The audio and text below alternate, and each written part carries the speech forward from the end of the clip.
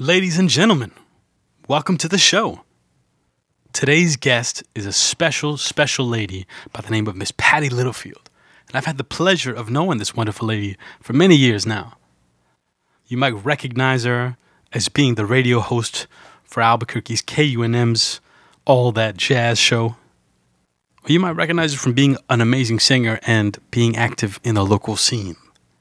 I had the pleasure of playing in a duo with her some years ago, a duo that we called Sweet Tea Duo. And she also had a wonderful project for many years with the wonderful tubist and musician Mark Weaver.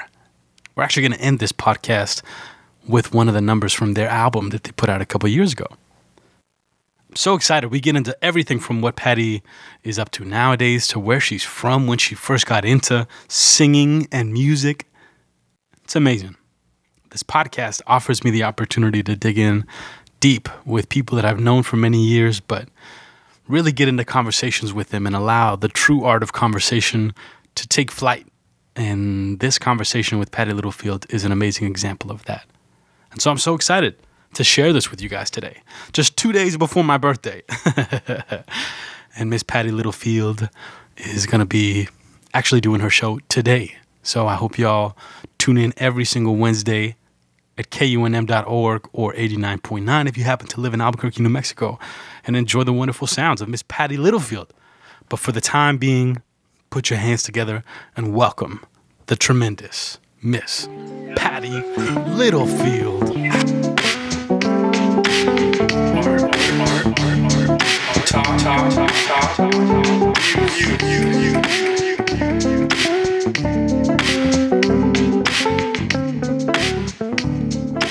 Miss Patti Littlefield, thank you so much for being on Art Talk Music. How are you doing, my dear? I'm doing great. I'm so glad to be here. Oh, it's awesome. It's such a treat to have you.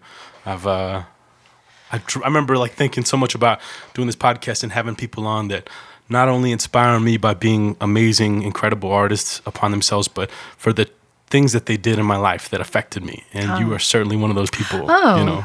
Thank you. I feel the same about you. I appreciate that. do. But truly, you've directly influenced the course of John and I's career. And I'm talking about John Maestas. Who I adore. And I think, both of us adore you so much because you got in our ear this idea that even Tom Goronick was telling him and I back then, which was what a lot of people say, is that you got to get out. Yeah. And you got to go see the world, and you got to go experience it by being in a place that is rich, not just with culture, but with music, with amazing players that are going to push you to get even better and better and better. Right. And that's what you did by infecting both of us with the idea of New Orleans. And you got me with the idea of it, but then really you got John with the idea of not just I want to go there, I want to live there. Right. That's what he did. And 6 years ago, he lived out there. He's been living out there for 6 years, Patti. Wow. And he's been doing so much. We both know John has just been kicking butt. He's been doing stuff with all kinds of luminaries out there, amazing jazz musicians and contemporaries, friends of mine from back in the day when I was there. But just literally, he's become one of the first call guys in the city, as well as starting a record label. And that's great. It's inspiring to see what effect you had on us. Listen, it's your spirit that took that and ran with it. I've never even been to New Orleans. We're going to have to change that. We're going to change that, my dear. I go there at least twice a year, so I'm going to take you one of these times. Okay, because it just felt like the right thing for you guys to do, to me. And when your spirit answers the call, when it's right, and it was right. That's right. For you to do, And everything that you're doing is answering the call for your spirit, so that's really good. Well, I appreciate that, my dear, and I appreciate you pushing us in that time. I remember I'm pushing you.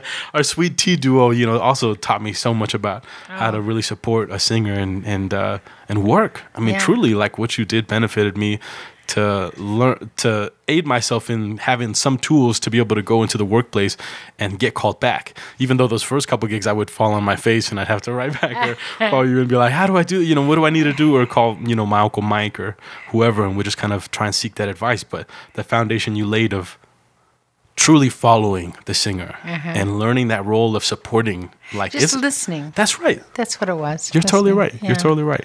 That was a fun duo. I liked it. Oh, I love it, and I look forward to down the road when we do a reunion. Well, you're not so busy.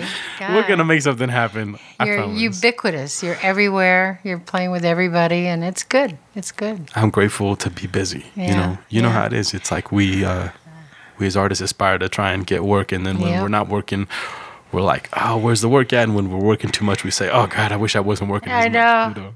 And you have your art too. I mean, your art is pretty phenomenal. Thank you, my dear. Yeah, it's good. It's a very good thing that you're branching out. I feel like we have to do what feels natural to us. Yes. And you've taught me a lot about that, about listening to your heart. Yeah. And going where your heart, like where it desires, and listening to it. Yeah, it's good. It's good. I'm proud of you, baby. Hey, I'm proud of you too, my dear. You've been doing amazing stuff. It's so awesome that you've become a staple in the voices that are the jazz hour voices over at KUNM. Oh, yeah. And it's been so inspiring. Me and Dave were talking yesterday on the podcast about how inspiring it is seeing your absolute devotion to bringing not just the best show, but the best show you can possibly imagine bringing to people. And it's amazing. I mean, you are so prepared that daybreak happens. It's like 12:02 a.m. happens, and Patti Littlefield's got that post out. We're letting you know exactly what she's got for you, and it's amazing. It's like it inspires me to say, God dang, I need to be on top of my game more. Come on now. Oh, now, please. I love it. Yeah, I love it. It's a nice expression for me, artistically. I'm not singing as much as I'd like these days, and so I put all of that energy into the show.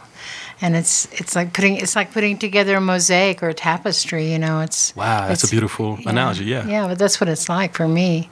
It doesn't have to be the same theme, just like what kind of goes together and pushes one, and it's like an ebb and flow thing. Yeah, it's very cool.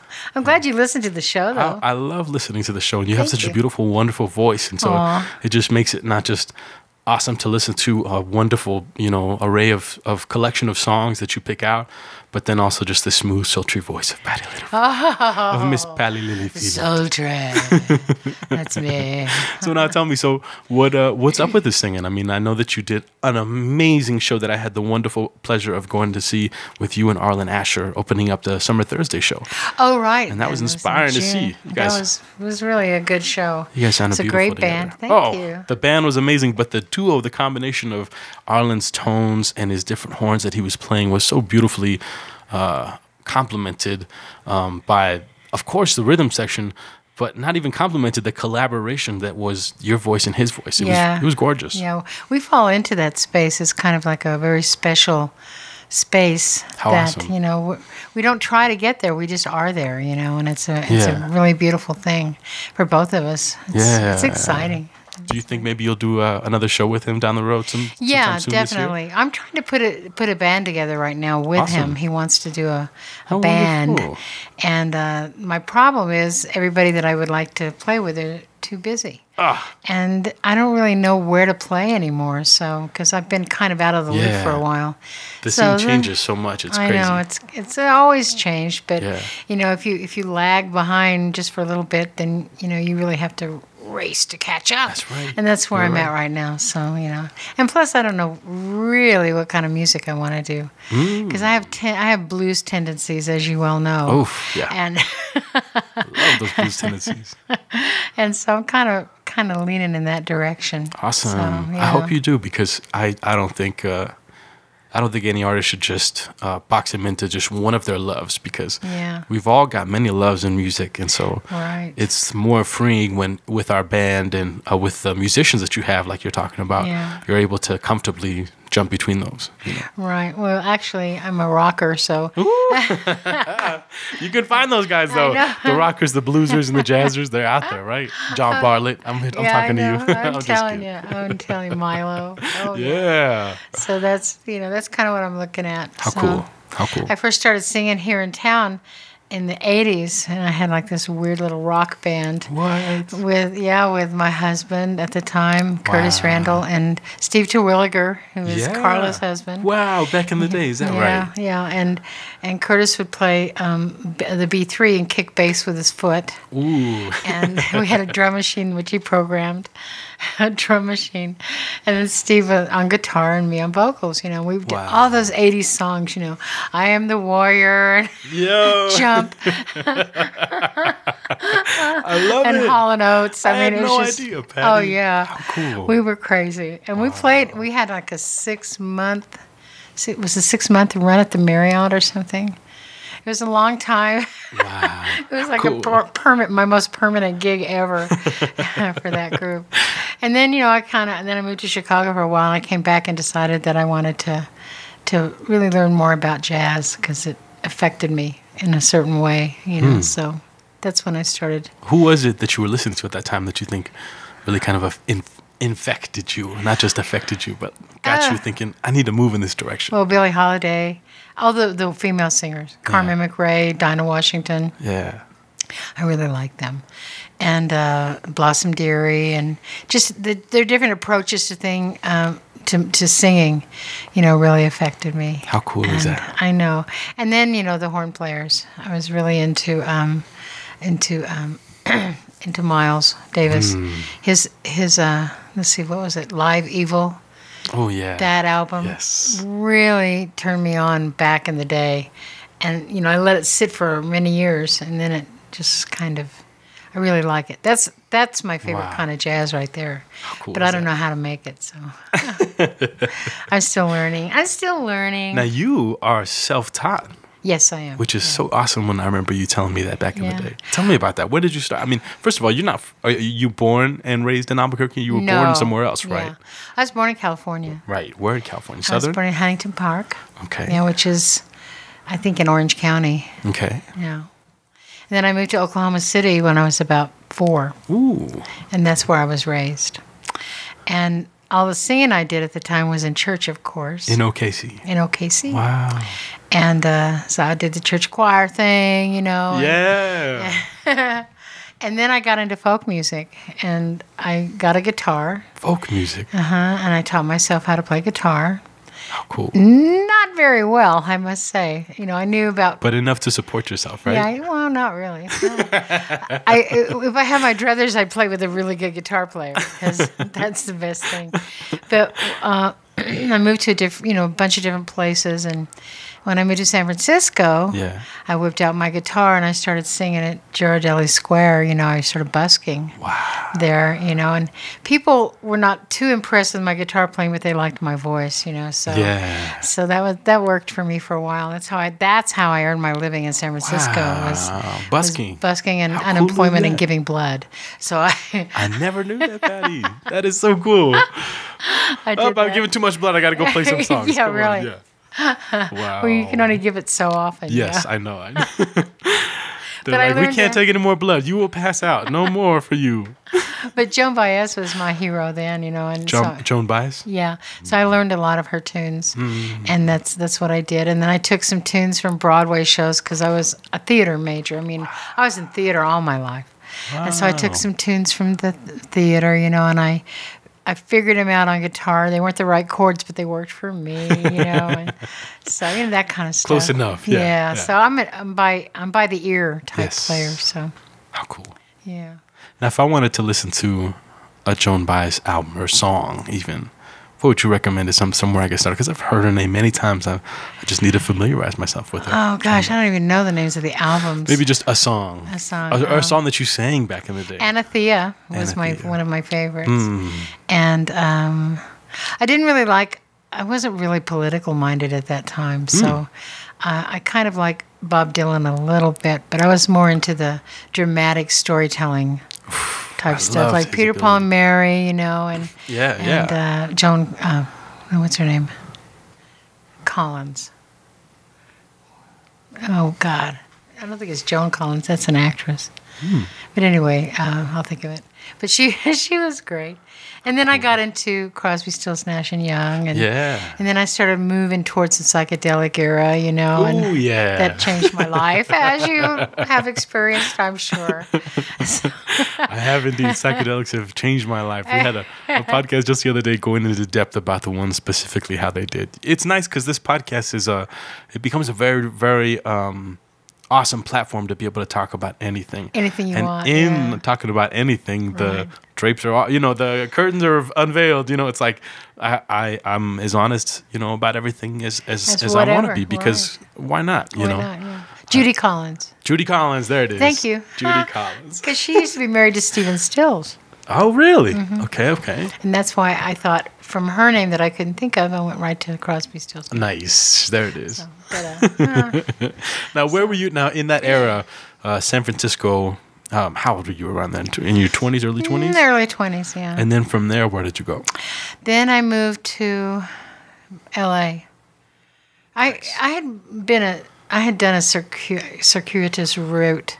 Cool. I went from Oklahoma to Texas and did some theater in Texas, and then I moved to New York and did some theater in New York. And I played my guitar a little bit in New York because I was kind of, a curiosity. How cool.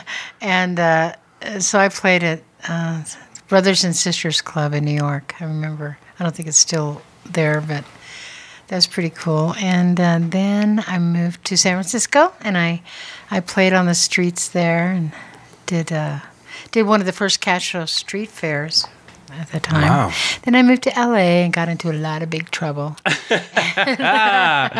What kind of trouble? That's my favorite part to hear. No. I'm just kidding. Maybe the next podcast. So from L.A., you went to Albuquerque, or where did you go after L.A.? L.A., no. I was there for quite a while. I worked with some songwriters and awesome. Got into the pop scene. So your son was born in your late 20s or in your 30s? I'm not telling you that. All right. How rude of me. Rude of you. God. Excuse me. Now, he was born at some point, but he was born in California. Yeah, he was born in L.A. Yes, ma'am. And then we came here. Wow. What was your connection with Albuquerque? What brought you some here? friends were building a dome house up on Frost Road in Cedar Crest. What? Where my parents live? How cool. I know. And my husband at the time, we were good friends with them. They had been living in Laurel Canyon. Wow. And they decided to move to Albuquerque to build this house, and they offered him a job of construction. Ooh. And so we decided, well, we don't really want to raise our kid in L.A., so let's do it. So we went there, and it was really lonely for me because he was up in the mountains all day. Wow, yeah. And I was in the heights, in the frights, I call them now. And so that led me to the idea of going to school. So I went to school and majored in theater. Are you a Lobo? No. You went to CNN? No, I was at the school where the Lobos reside. Ah. But I wasn't a Lobo. Excuse me. That's all right. How cool, though. Yeah. You went to school, and then what happened after school? Well, I interrupted school a few times because I went to Chicago to work in a puppet theater there. And it's a good interruption. Yeah, and so I did that a couple of times. Then we moved there for a year. To Chicago? Uh-huh. Wow. Now, what was the winter like there? Was it that hard? It was the worst winter I've ever experienced. I've never experienced Arctic weather before, and it was definitely going on there. But the summers were not much better. Really? Oh, yeah. I usually let my hair just dry naturally, and it would never dry. Because of how humid it was? Yeah. It was like really awful. And then we got robbed. I remember you told me about that while you guys were sleeping in the house, right? Yeah, we got robbed and they took our car. How crazy. We just paid it off. Oh, no. And we just said, you know what? Because my son was entering puberty at that time, and I was watching the light go out of his eyes. I mean, he wasn't in a bad group of people, but it was so obvious that it could happen easily, and I didn't want to lose him. And so I said, let's go back. And I'm glad we did because he excelled here, Wow. And he's making a movie about his senior year here. Wow. It's really going to be a good one, too. How cool is that? Yeah. It's like the year before cell phones happened. Right. Everyone was still innocent, so it's that time period, So. Now, he is living in California, and he's... Correct me if I'm wrong, but he's a school teacher, or he's a film? He was. Now he's just doing his filmmaking and doing that? Yeah. How awesome. Yeah, he wrote the film, and now they're shopping it around. Wonderful. And, How could he not be creative? Come on now with a mama like you. Well, who knew he was such a great writer? He blew me away. How he was neat. really, really good. Wow. So I'm quite proud of him. And it takes a while to get financing, but it's a good film. And now he's writing a pilot for Netflix which is a pilot for the movie. Yeah. So. Oh, wow. I love it. You should be so proud of him. I am. And he's still playing drums. He plays drums in a New Orleans band like you were just playing. Oh, yeah. It's called the Blue Bone Express. I love it. And they're like psychedelic, what do you call it? Second line. Yeah. Wow. Pretty much. How so cool. They play all around San Francisco. I love it. Yeah. All right, now here's a question out of left field. If you could live in any other city, haven't traveled as much as you did to all those places, or maybe even a place that you haven't been to, but if you could live, just in a fantasy reality of being able to live, any city, not worrying about the expense or anything like that, it could be in the world, doesn't even have to be in the States. Where would it be? Let me think. I've become a lake lover. All right, yeah. I want to live by a lake. Ooh, not by the ocean, by a lake. By a lake. And the ocean's wonderful to watch and be a part of, if you're there witnessing it. Sure. But I don't know, there's something placid and calming about a lake. I just felt. I agree with you. I stayed at one when I was in Texas for a while, and it just kind of blew my mind. So it would be by a lake. And probably Lake Como in Italy if I didn't have to worry about nice. money. I love that. That's beautiful. Or someplace, Hope you invite me. Come on now. Of course I would. I would love I like go to live in Italy. Canada, though. I'd like to live in Vancouver. Ooh. Somewhere like that, I think. Where's the attraction for that? Where did that come from? I think it's probably the weather. I like San Francisco weather, but San Francisco has really changed since I lived there. It's really big city now and lots of traffic. And probably Vancouver is the same way. I don't know. But I want to go to a place where I can really get to nature when I need to. Yeah. And maybe live in nature, and Sure. and do that. So that's kind of why I'm thinking Vancouver. I can dig. I would love to live. Maybe an island. Ooh. Now, if you'd be on an island, though, you would be in the ocean, right? No, an island, I guess you could be on a lake, right? No, You just have to probably take in a the ferry ocean. to your house every time. Yeah, well, I don't know the area that well, so. But maybe my on the Great tugboat. Lakes, like Michigan. Sure, is beautiful I could see that. Yeah. Yeah. I have some friends that live off of Lake Michigan in Michigan, not Illinois. I'd love to go meet more of Michigan. My father was just doing a show in Ann Arbor and Detroit. It's of beautiful course, up of there. course. Yeah. It's gorgeous. So Can't wait to there's see a that. lot of nature there, Ferns grow by the side of the highway. And I like that. I love it. Ferns. I love it. Now, all right. So Albuquerque, you came here, you went to school, and from schooling, you were doing some work in Chicago. Mm-hmm. Then you started working. You were saying a little bit ago that you started working singing in the '80s here in Albuquerque. Yeah. And so was that around the time after you finished kind of the schooling, however Yeah. long that took, and then? In '89, we moved to Chicago. We moved back in '90. Gotcha. And when that happened, that's when I started learning some standards. Nice. And then going around and sitting in with bands. Nice. That was around the time that you were talking about Yeah. getting that inclination to move in the direction of jazz more. Yeah.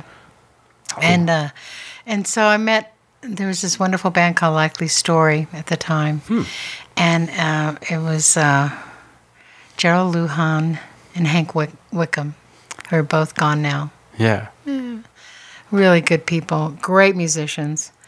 And they were playing at a pizza place, and I can't remember the name of it, but I would go and I would sit there like week after week after week, but I was too nervous to sit in. And that's where I first saw Patti Stevens. Oh, wow. And she would get up and sing and blow everybody away. And, it was like, God, what am I thinking of? But I kept going anyway. And so one day Hank came up to me and he goes, because I'd been there, for 3 months straight every weekend, Yeah. just sitting there, Are you going to sing? Yeah, that's what he said. Do you want to sing? And I go, I think so. And so I finally got up and I sang something with him. And once I did, it was like the walls came tumbling down for me personally. It was like I felt really okay with it. And Patty was gorgeous with me. She was so accepting and so. She was just really friendly and open, and was cool. saying there's enough of us. I mean, there's like stars in the sky. She goes, don't even worry about it, because I was worried that she might feel threatened by me, or Yeah. I might be Stealing on some her attention or territory. Yeah, thunder. competition. Right. And I'm not really into that, but I don't know who is. So Sure. but she was not at all. She was incredible, and she really got me really got me going too. And then I met Sid Finley, and I used to try to sit in with him too, and he was very patient with me because Cool. I didn't know half of the songs I was trying to sing. Was he playing at Mykonos back then, or where was that? No, where was it? That was at the Ranchers Club? I'm trying to remember now. No, I think it was at one of the hotels. Oh. What's that tree hotel? Doubletree Hotel? Doubletree Hotel, maybe. I can't remember, but he was awesome to me. He was really good.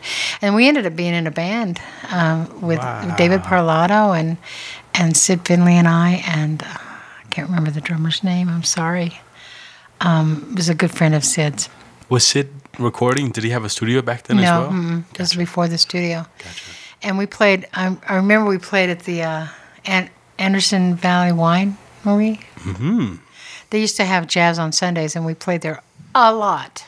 It was really good. So, and we played all around town. I mean, we did all the country clubs and stuff like that. How cool. Yeah, it was really cool. And he's a very generous player. I mean, I learned a lot from him. And then David and I wanted to do a duo, and we tried really hard. And our first gig was at one of those Irish pubs, O'Neill's. And they just weren't ready for bass and vocal. It's too much. It was too much. It was really funny. Wow. But that's like my first foray into the jazz. How and then cool is that? I started volunteering at Outpost. Back then? When it was on the... Morningside. On the and other that's where I location. met Tom. Wow. And Tom helped me get a job with him through work study at UNM. And so I worked for him for quite a while before I left town. So it was through, while you're going to UNM, like they had an option that you could sign up for where you'd be studying for him and he'd pay you? Well, he worked it out with him. It wasn't like an option that was just there. You how know? cool is that? It was very cool. So what was Tom like then? I know he's always been, I can only imagine he's always been such a generous and loving person, but like his, vision, what was it like back then? That right? case in point. I mean, he went overboard to help me do that. Out of his way, and we put out it was a newspaper. What was it? It was like all the jazz gigs in town every week. Really? Yeah. And so I would call everybody and I would say, well, where are you playing? And we'd write it down. The jazz calendar is what it was called. Wow. And then we'd make copies of it and we'd put it in all the bars and stuff so people could see where they were going. I had no idea. Yeah, we did that so for a while. cool. I know. He's always been an incredibly generous guy and always stood up for performers, for musicians. Yeah. And at the time, he was quite an active musician himself. Yeah. So he was playing a lot still back then. Yeah, he was. Around when It was in the 90s. Got you. Yeah. And I think he was still playing with TG3. With Jefferson and with Jefferson I forget the trombone or the tuba player's name. Oh, trombone! Don't. Excuse me. Oh no! You took it right out of my head. Anyway, it'll come. It'll come to me.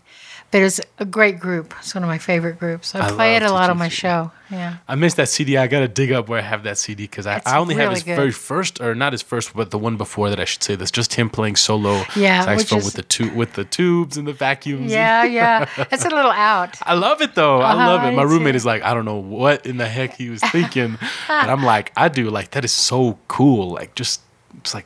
You're going out. You keep going and you keep going, and when you think you've gone as far as you can, you just keep going. He did a show by himself. I remember at the old Outpost, and it was just mind-boggling. Wow! And he knew exactly what he was doing, and how he was doing it. It was really exciting. Did he kind of stop performing by the time that the other Outpost came about, or was he still performing then? Like, do you know if he ever performed? I don't know. I left town. I did a couple of concerts there. Yeah. In fact. Really? Well, I think my first drummer was Davo. Wow. Are you serious? I'm serious. Wow. I think it was Davo Mr. and Dave Louis O'Brien. Wynn. Wow. I and, love Louis. David Parlato. Wow. I think. It's a pretty killer band. Yeah, it was. I think it was definitely Davo. And, I didn't know anything, but I did several concerts there. And then I left town. Wow. I left town Where did you go to? 97. I went to Virginia.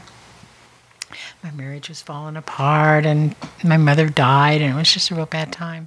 So I went there and kind of got into the music scene there for a while. I had a friend there. Yeah. And I was staying with her. And then I gradually made my way back to L.A., And that was a trip. And I was there for about a year and a half. And then a friend of mine came and rescued me and brought me back to Albuquerque. So that was good. So that's what happened. What an experience. That's my story, and I'm sticking to it. How cool is that? Yeah. Now, you put out an album a while ago. I believe it was before I met you, before I started working with you, rather, and you were working a lot with Mark at that time. Right, And Mark Weaver. You guys did put out an album, if I'm not we did. mistaken. Yeah. It was, sousaphone or tuba and voice. It was tuba and voice and didgeridoo. And didgeridoo. Mm-hmm. Wow. What's the name of that album? It's called Resonance.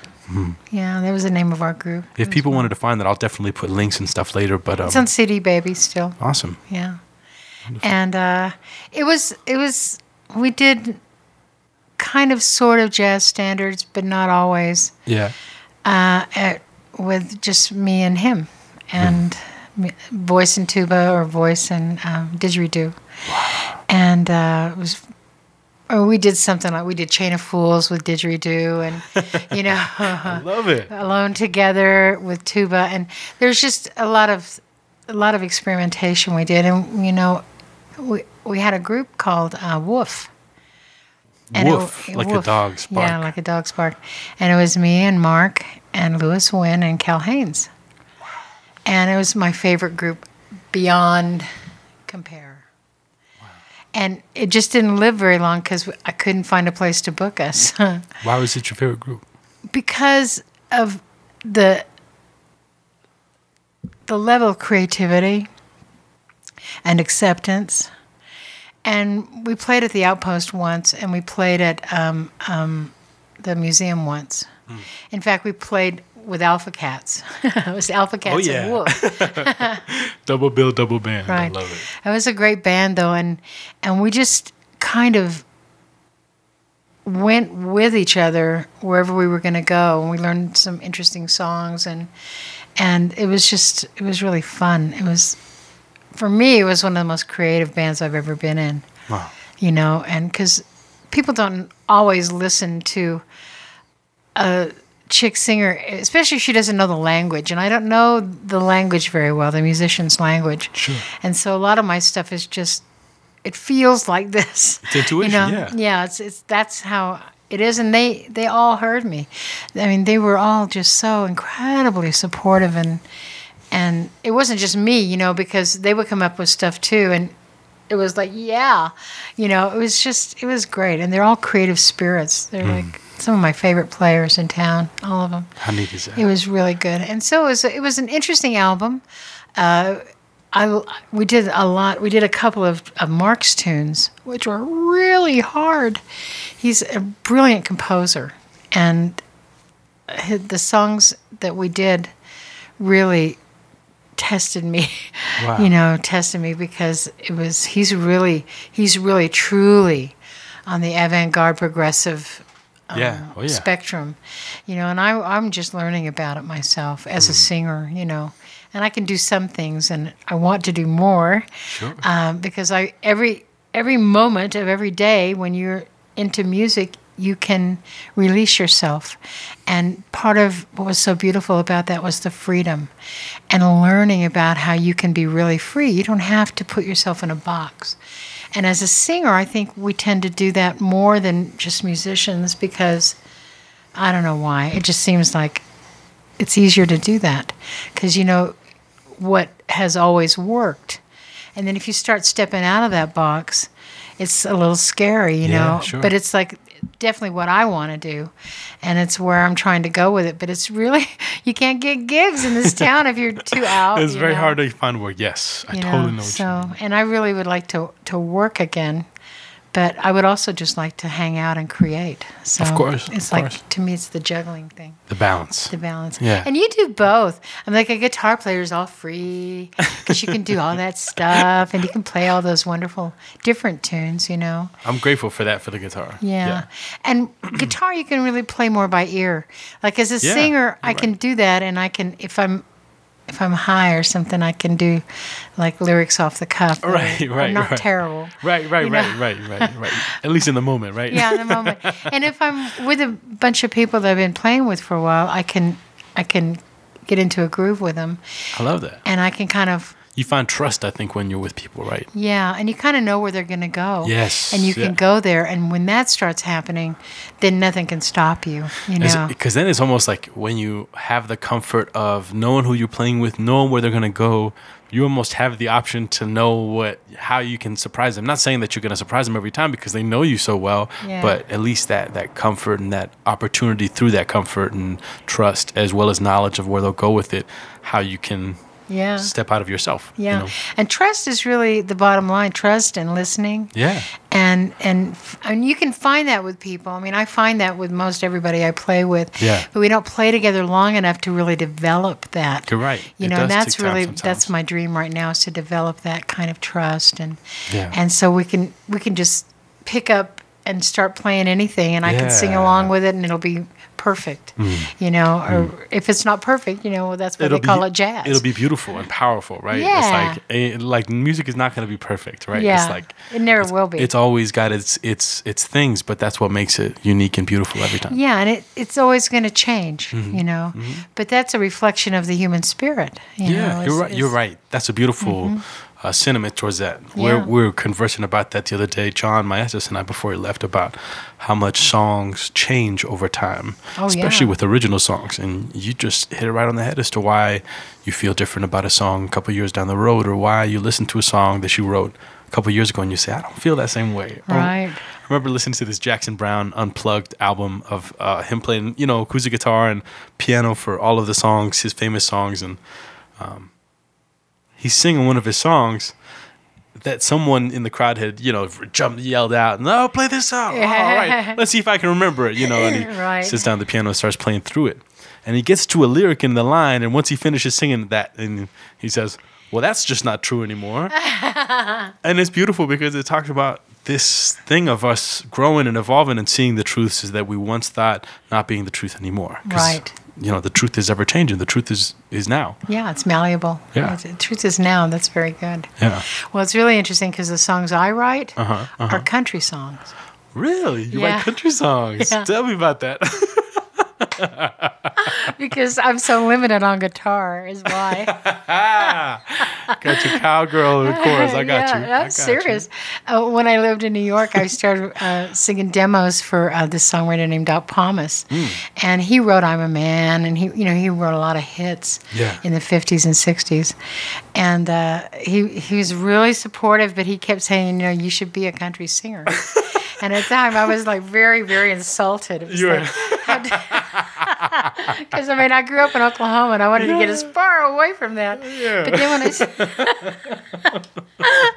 then once I moved to San Francisco, I started playing around with the guitar more, and I started writing songs. Changing things up, yeah. And they just kept coming out country, Why do. And some of them are not bad. So I've been thinking about maybe what the hell putting together a country band. I was just about to ask you that. Do you play any of those old songs? Because I got some great country musicians for you. I have to relearn them. We'll get them their cowboy boots out. Get the Telecasters out. Come on, boys. Yeah. I want to call it Patti Sue and the Diamond Dudes. I love it. You already got the name picked out and everything. I do. I can already see the sequins and all the beautiful, shiny, shimmering glitters on the gentleman, right? Oh my God. I love that. It's like a demented dream. It's like a bizarro. And they're wearing purple. No, neon green. Oh my God. I can't believe I said that on podcast. I love it. That's what this is. This is truth. Unfiltered. The truth. Now, would you ever go into the recording studio and record those old songs that you wrote back in the day? I mean, are those like in some way documented to where you can like reminisce them by like chord charts or whatever? If I had the money, I would. If you had, well, all right. Yeah. We gotta change that. Yeah, I definitely would. Down the road, we're gonna find you them. What'd you say? The diamond? What are they called? Diamond Dudes. You're one of them. Woo, I'm glad. I got my Telecaster and everything. I'm ready. Get your nudie suit. You're talking about the sequin suits they used to wear. Yeah. They're nudies. They're called nudies. I didn't know they were called nudies. I love those, That's the guy though. who created them. Wow, His really? name was John Nudie or Harry Nudie. Oh, that's or what they call. something. I see. Nice. Porter Wagner used to wear them, with the big shoulder pads. I would go because I've also written some spiritual tunes. Beautiful. That I never play because they're like, I can play one of them by myself, but my husband wrote the music for them, and I couldn't even figure it out if I tried. But I have a tape of them. Yeah, we used to write together. How cool. Was he a piano player, or what did he play? He played guitar and bass and organ. Awesome. Yeah, he is very talented. Mm-hmm.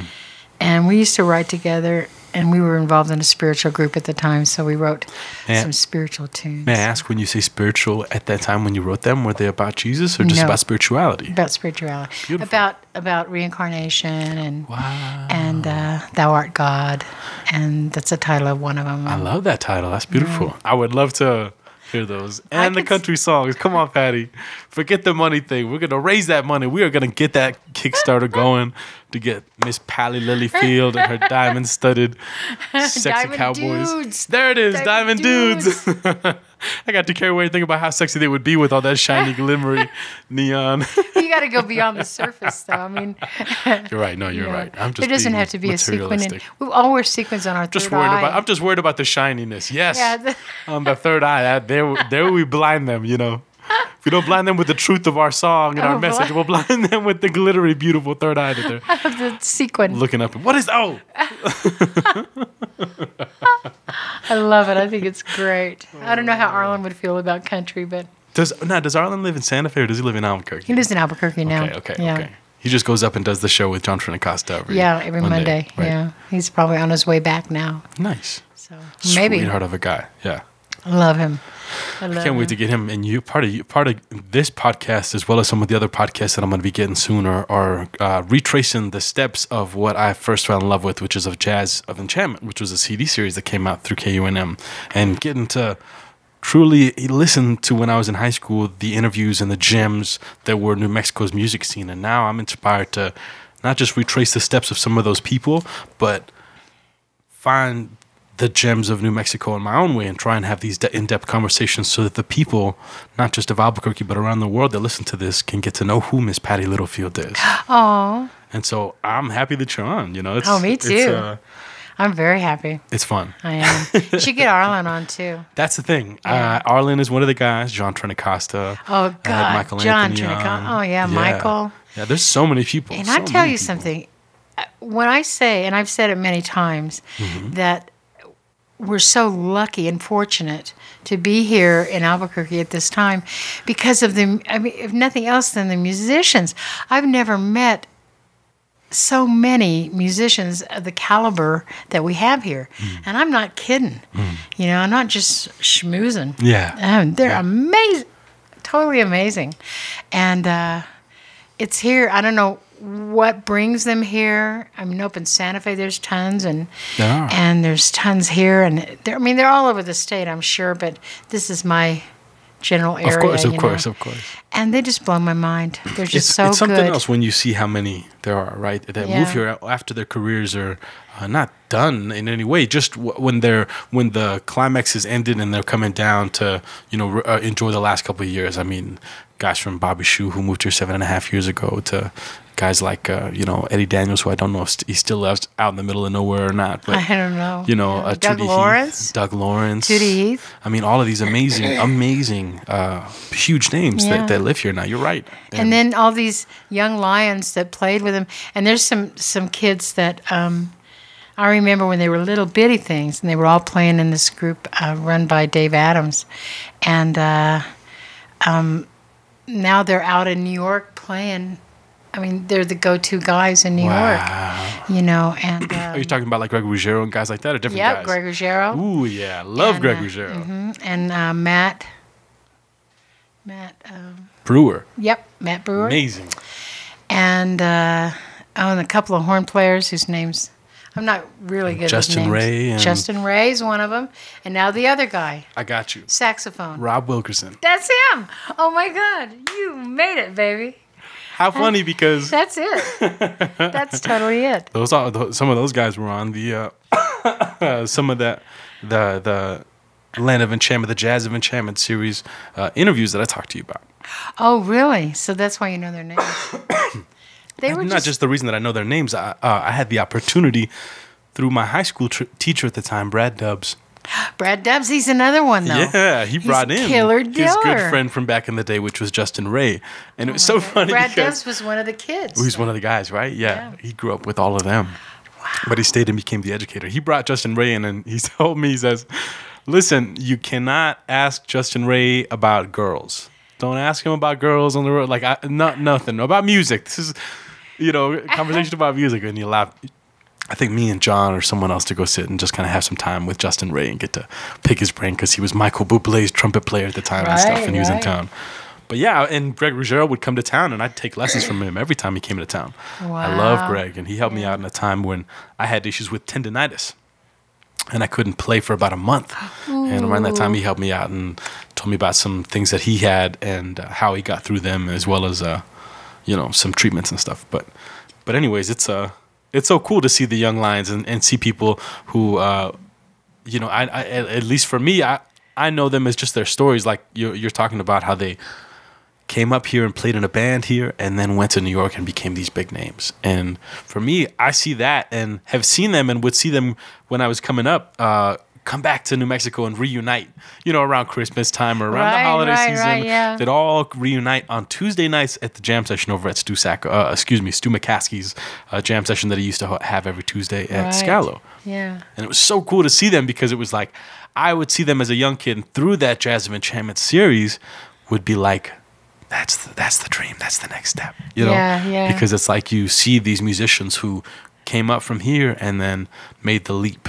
Yeah. Towards their dreams and play stages and hard things all work. over the world. I mean, doing that in New York. You're right. That's not a playpen up there. You're right. You really have to pay your dues. I mean, in any big city, once you get out and realize, a lot of people told me the experiences of going out, moving and making that jump to another city, but it makes you sink or swim. Either you sink and you come back home and you say, no more, I don't need to go try and be, a better, bigger fish in a much bigger pond than where I'm at. I just need to come back home and just do my thing. Or they just totally propel into this absolute, this continual journey, I should say, of mastery. Because it's not that we ever arrive anywhere, it's that we continue making strides in that way. But do you know why? Why?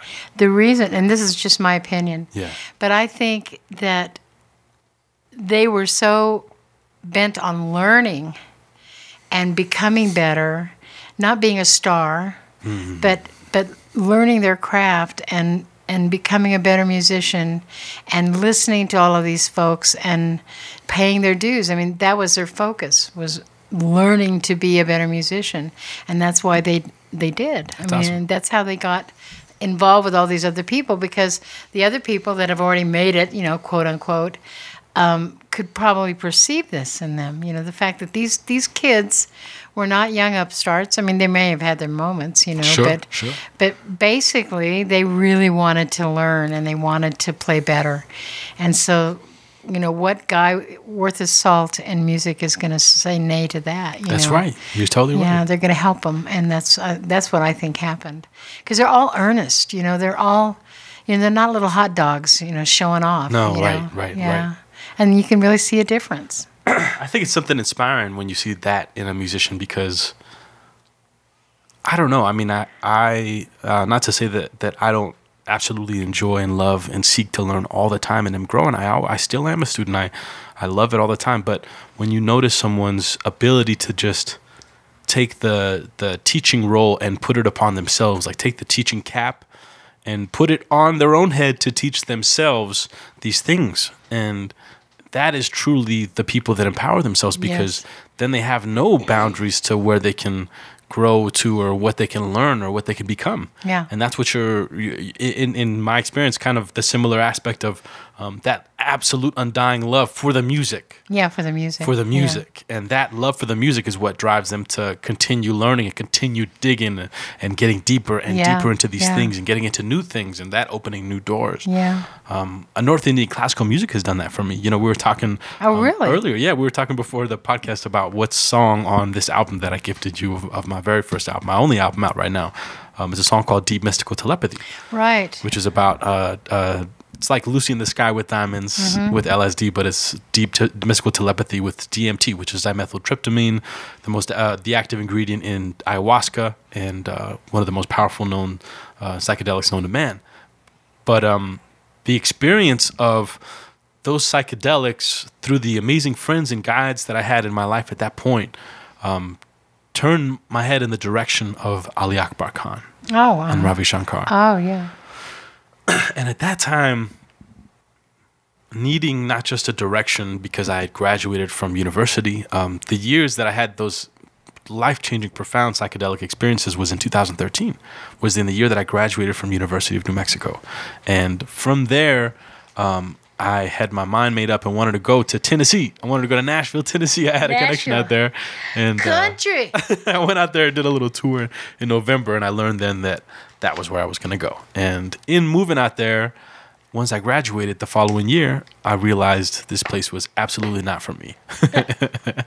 and I just turned, my heart was like, I need to figure out what I'm going to do. And I turned back and I went to New Orleans, where luckily my best friend, John Maestas, had a room in his house open up. And so I, paid rent for that month and came over there and got to basically spend a month figuring out what I wanted to do. Oh, that's nice. And that month, every single day, Patty, I listened to Ali Akbar Khan's music. Wow. And I listened to his music with an experience of getting from the music something palpable every single day. I mean, the music brought me to tears, to joy, to laughter, all of these emotions through listening. I mean, I would listen to him for about over an hour every day, sometimes up to 2 or even 3 hours in the day. And to realize the deep connection with a music that can move you in that way and is calling out to you in that way, I did some research and I realized I needed to go study North Indian classical music. And bringing this story back as to why I'm bringing this all up is because that song that you asked me, which my favorite song on the album was, Deep Mystical Telepathy, all came together. It's a song that I've had in my arsenal of songs, of my library of original compositions, quote unquote, or ideas, quote unquote. It's a song that's been in my books for about 15 years. At that time, it was about 13 years, because it dated back to before high school. Wow. And just the idea had never been able to resolve, which was the core of the song, which is when the song speeds up and comes into this, fast part with the band. And it's really cool transition because it starts off with just tabla, a guitar vina, which is like a guitar sitar, and an acoustic guitar and voice. And you're playing one of those now, right? The sitar guitar? Yeah, so the guitar sitar is what my friend gifted me after I'd done the psychedelic experiences, and he turned me on to Ali Akbar Khan. Oh, my God. He lended me the guitar first and just said, I want you to mess around with this. And it had a mizrab, which is the pick they use on the sitars, and I took that and the guitar and just started experimenting. And then with that guitar, the next year, I'd go to the Ali Akbar College of Music and study. And in doing that formal study of actually being there at the school in front of the teacher, I was able to immerse myself in a totally different music than what I'd come up with, what I love, what I had known. And by doing that, I learned and I got some things that eventually became the gum that stuck together, the glue that brought together this idea of a song that I'd written all these years ago with the theme that connects the song. Right. And it's something that in North Indian classical music, I think you might know this, Patty, but there's no harmony. There's only the drone, which supplements either the tonic in the fifth or the tonic in another note, and there's just a scale. And so the whole song is based off of that scale, and it's different going up sometimes than it is coming down. Right. And so one of those scales infected me so much, and it became the scale that I used to not just give meaning to the song, but also complete the song, And it was an amazing experience to have this new music that at that point in my life when I was trying to figure out what to do, give me so much. And so I still to this day am studying North Indian classical music. I take classes every Thursday. It's 4 8-week courses out of the year. Wow. So it's amazing, and I love it. Shout out to Alam Khan. He's an amazing teacher, and the Ali Akbar College of Music is where anyone should go check it out. Check out North Indian classical music if they wanted to learn online or in person out in the Bay Area. Yeah. Well, it's not the same thing, but that's kind of the experience I had playing with Mark and the didgeridoo, because that's kind of a drone. It's more than one note drone, but like 2 notes, and you can either fit a song into that, or you can improvise over it. But it's that kind of improvisation that I'm hearing what you're saying with the drone of the Northern Indian music. That's right. And it's certainly not the same, but it's no, but it's so similar, and there are so many more similarities than there are differences in the music. So that's awesome. And the didgeridoo is such a powerful, resonant, low, that's gurgling, and there is like visceral overtones or just like the other note in there, which is so crazy. And it does create that exact same thing that you're talking about, which is there not being a harmonic instrument that is applying major or minor. It's not about that. No, it's just about being in this vibration, which is a note or 2 notes, And it's like a conversation. I mean, it's like all music, I think, is a conversation, but what we're talking about is really more of an intimate conversation. Because there's not a lot of places you can really go except stay focused where you are. That kind of thing. Yeah, you're totally right. Yeah. That's very cool. I didn't know you were still taking those classes. I am, yeah. I still have my tablas in the other room, and I have that guitar, the guitar vina in the other room. I mean, I take most of the classes, to be honest, because Alam is awesome in that he's always questioning me. No, he's out of the Bay Area. He came recently, though. I was able to receive him when he came out and played a show at the winery, Casa Rondeña Winery. The guy who started that was a student of Ali Akbar Khan's. Oh my gosh! So he's been bringing Alam, his son, out for many, many years. Oh, that is so cool. Yeah, the last couple of times he's been here, I've been able to receive him. But he always asks me, "Why are you taking these classes? Like, what benefit is it doing for you? Because I know you're not going to become a North Indian classical musician."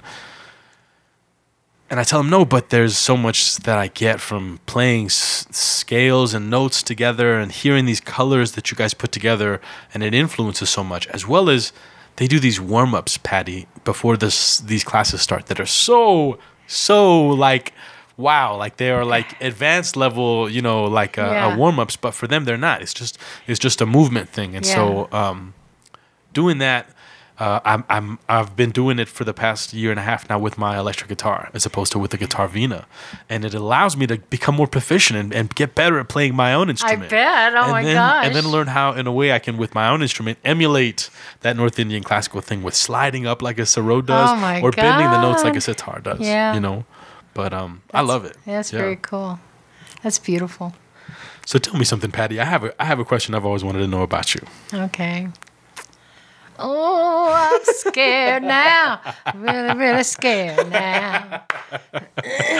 What is it, baby? Now, if you could live in any part of Albuquerque, because you've been in Albuquerque, you've been in the Frights, as you call it, not the Heights. You believe you might still be living in that area that I know was it near Old Town / downtown area. Yeah. Mm-hmm. You know, the Nob Hill area from, being over there in the UNM area. What would you say your favorite part of the city is? Or where would you live if you could live anywhere in the city? In the city? It doesn't have to be in the city? Or you'd say out of the city, huh? I would be out of the city. Nice. Are you up in the East Mountains, you think? Or Jemez. Ooh, Jemez. Yeah. All right. Yeah, I visualize myself sitting on a front porch and my shotgun over my knees and my bloodhound sitting next to my feet. No. Little old lady of the mountains. Ooh, don't go up there. Miss Patti Littlefield will shoot your ass. Not really, but... That's pretty cool. But Jemez is beautiful. It's beautiful up there, and it's... I don't know. I have this urge to be near trees, Be more in nature. Yeah, be in more nature and less in traffic. Sure. And so I'm not sure how to do that, but that's what I would do, I think. You've been up the... like towards Moriarty and Edgewood and all that way. Yeah. I always have thought about, purchasing land out there and building, but it's just That just is like it's not as mountainous, and it becomes a lot more flat and just kind of far away. Yeah, it's far You know? away. Yeah. Jimenez, of course, you would be in a totally different place as well, Yeah. but I'd I like dream it up about there. the mountains as well. Do you? Yeah, not that it's not like I don't spend a lot of time in the mountains, but being able to go up there, you know what it is. It's this feeling of serenity, being Yeah. around trees, and Yeah. like you were talking about earlier about being by that lake that Yeah. you're on. You know? There's no lakes at Hemis, though. I don't Sadly, think. though, No. you could live close to Elephant Butte. I could. Or Jackson Hole, Wyoming. Oh, hey, that's where my parents were this past weekend. Oh, really? Yeah, they were doing an art show out there. Oh, how cool. Jackson Hole, Wyoming. Wow. It was your mother's birthday not too long ago. That's right. This past Monday it was. Yeah. They got to celebrate it they were in Coda, Wyoming, near Yellowstone. Wow. And they got to go to a nightly rodeo. My mother loves the rodeo. Does she? You know, she grew up in a farm in Colombia, and so she's very Wow. connected with that. And, Yeah, with the animals. oh yeah, and loves that dairy thing, the cowboy thing. She can be in my dance. band. She'll be one of the girls dancing with the sweet sequin dresses right on the side, doing the backgrounds. That's she is right. Gladys, so she could be like your Gladys Knight. In the There Pips. you go. She could be one of the Pips, though, I guess.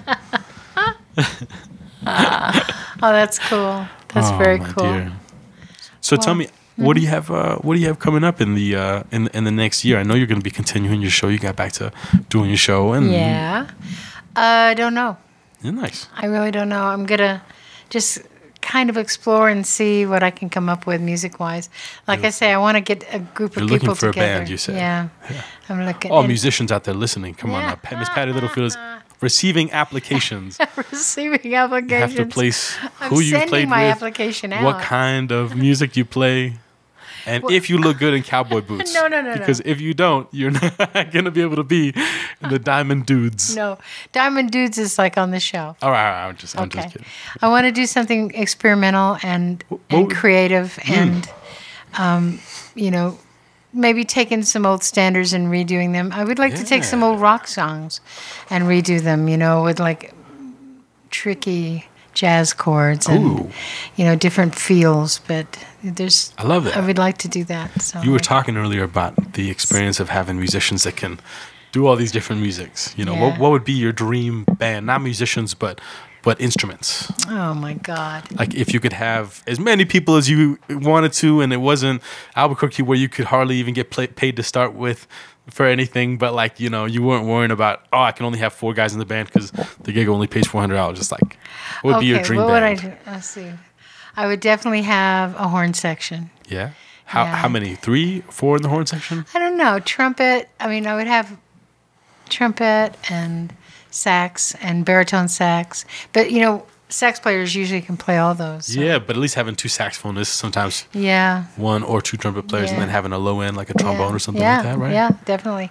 And then I Or you don't need a trombone, right? No. I'm just kidding. I'm just kidding. Trombone players out there. This is my dream, baby. And I would like to have a tuba, for sure, and a didgeridoo. And I would like to have an accordion. Nice. And a banjo, and tin whistles, Ooh. and tabla. You know, I'd like to have musicians that could play all these instruments, you know, too. And I'd like to have violin, but no, really what I really want is cello. Oh. I'd like the low-end instruments. Like I'd like oboe and, Bassoon. yep, bassoon and cello. Yeah, cello's probably my favorite of the instruments. I love it. I wish I could learn to play that one. You could. I know. You could. I should say I wish I would have learned how to play that when I was Me younger. too. Me too. You know how it is. Those instruments, when you start, it's the most excruciating intonation pain. Oh, I bet. But I just love them, you know, and, you know, coarse Yeah. bass, stand up, and also fretless. Because I love fretless bass. I think I really. There's such a sound to it, There right? is. It's a beautiful I sound. mean, some guys like Eddie Gomez, I think was his name, the late bass player with Bill Evans, can kind of get this nice sliding sound, but there's nothing like a nice Jocko slide up the electric bass, you know? No. I mean, I love it. Oof. Yeah. You know, a lot of people say, well, you know, all the purists go, well, you can't have that. But I like it all. You Yeah. know? And I think it all like a marimba. I'd like to just have a marimba too. Ooh, nice. You know, there's just all these instruments can do so many much wonderful color in things. your head. Yeah, That's so cool. yeah. I would like it, but You said tin whistles, you said, right? yeah. Why not? I You love know? it. I love it. do. Why not? That's right. It's your Oh, dream band. and harmonica, of course. Oh, You yeah. know, like so. Wonder what that combination of the timbres of harmonica and accordion would be. Ooh, It's nice. be That sounds interesting. really I don't nice. know. Yeah. We'd see. But you know, accordion isn't just dun dun dun dun dun dun dun. You know, Yeah, you can do no. lots Of of course, stuff. with yes, it. ma'am. Especially in Colombia, we have an amazing tradition with vallenato music of the accordion. It's a beautiful really? story of the accordion and how it made its way down to Colombia. I don't know if you've ever heard it. Of course not. So there's a movie that describes this. So I'm not sure if it's entirely factually correct, but from the movie, that's called El Acordeón del Diablo, which means the accordion of the devil. Oh. The story goes that a ship was embarking from Germany. Hofner accordions were being delivered down to Argentina, where they were doing all the tangos and everything. Oh, right. And the ship it. wrecked and, embarked on or arrived to the port of Colombia. And I believe it was in Valledupar, because I believe that's where they say vallenato's from, or it might have been in another coastal, not Pacific, but Caribbean, Atlantic side town in Colombia. And those people received on the beach, as, this boat had landed and everything, these accordions. And they picked them up, started trying to figure out how to play them. And they started taking them apart and adjusting the tuning just a little bit to match the voice a little bit more. So the tuning is in between, like 440 and whatever the next, up is.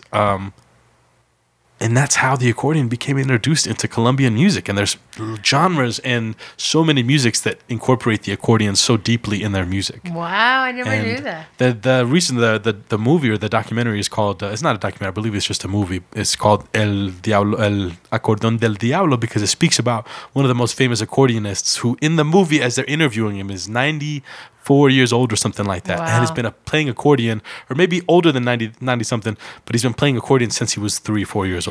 Oh my God. And so his story of being connected with, right before him, the accordion being found, to then him learning it.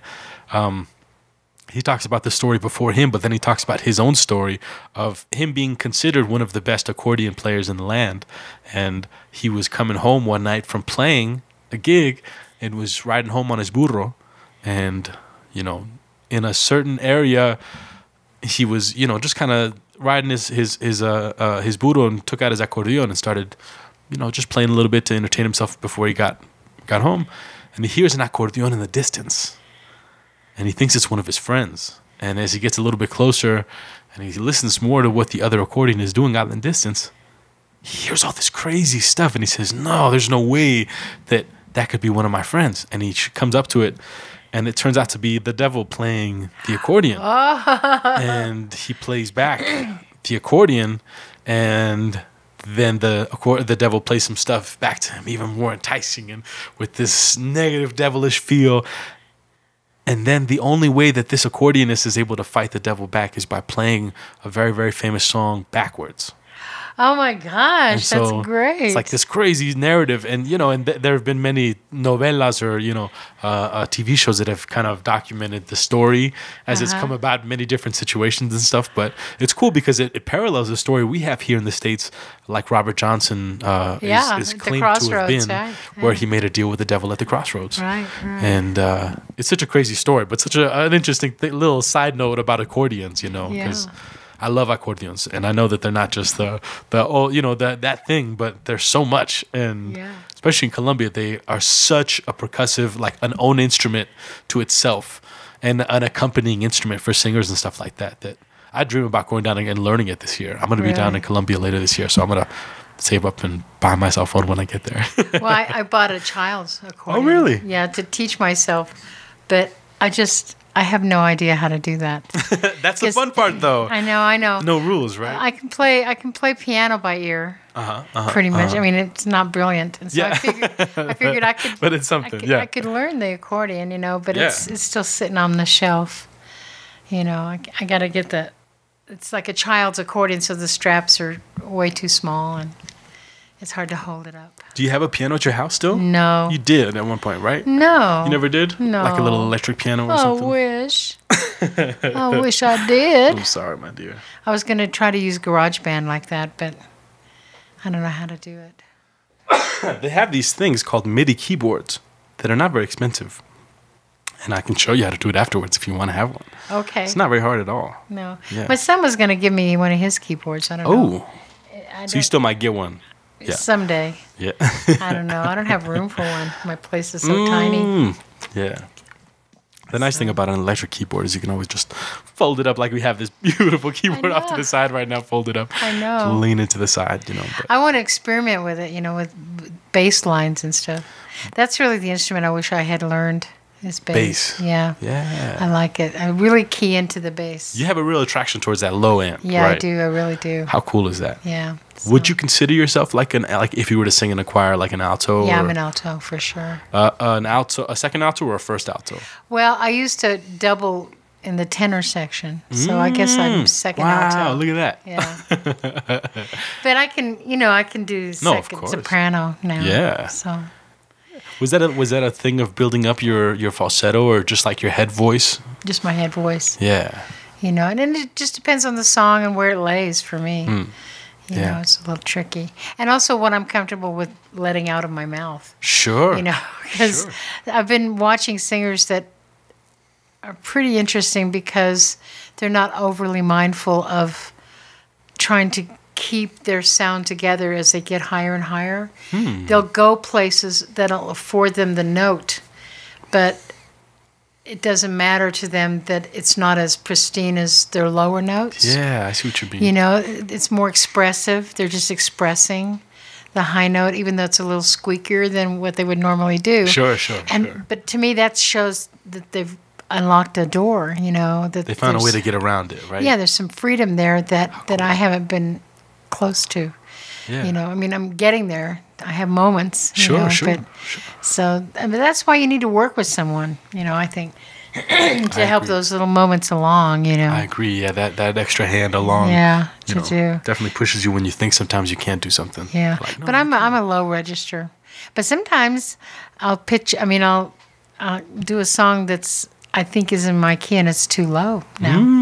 And so that's that's a time of day thing though, right? I don't know what it is. It's really weird. It depends on where the song lays. It really does. Sure. Now what is your practice like, or like when you are doing music at home? Like what does that look like? When you sit down, maybe you sit down in front of your computer and you look at it and then you just start singing at the screen, or you put on some tracks and you sing along. Like, what is maybe practicing or just sitting down and doing music? I practice in the car. And I'll pick some songs that I want to learn, and I'll learn them in the car. I'll sing along with them, and then once I know the song, I'll try to sing it my way, the way I want to sing it, and with the emphasis that I want. In the song. Yeah. And but that's pretty much it. I'll sing along sometimes at home, but I don't want people to hear me. It's always hard when you have people that live next to you, right? I know, it's really hard. You're conscious of it. I hate that feeling. I do too. Yeah. And I used to, when I lived in San Francisco, I was learning Buffy St. Marine's song on the guitar. Mm-hmm. You're not a dream, you're not an angel, you're a man. That one. Yeah. And oh God, I must have sung that song 500 times. Wow. One right after the other at the top of my voice.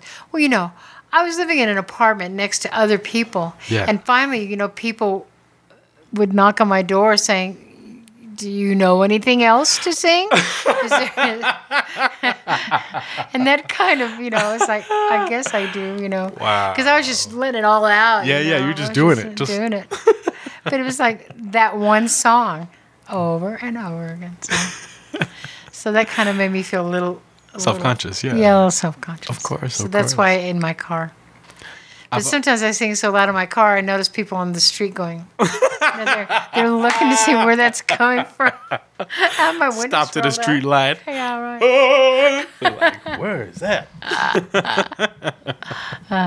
Now what, when you are singing in the car. I always like when I sing in the car, I have such an issue because I feel like I'm like leaning too far back on my seat, so then I try and sit up straight. I don't know. I just have this beaten in, message in my head from my old choir teacher saying, "Sit up straight, don't slouch," and slouch. And so when I'm sitting in the car and I'm trying to drive, it's like there's a balance thing of trying not to have my lower back touch the back of my chair and sit up so I can sing. How do you balance that? I don't even think about it.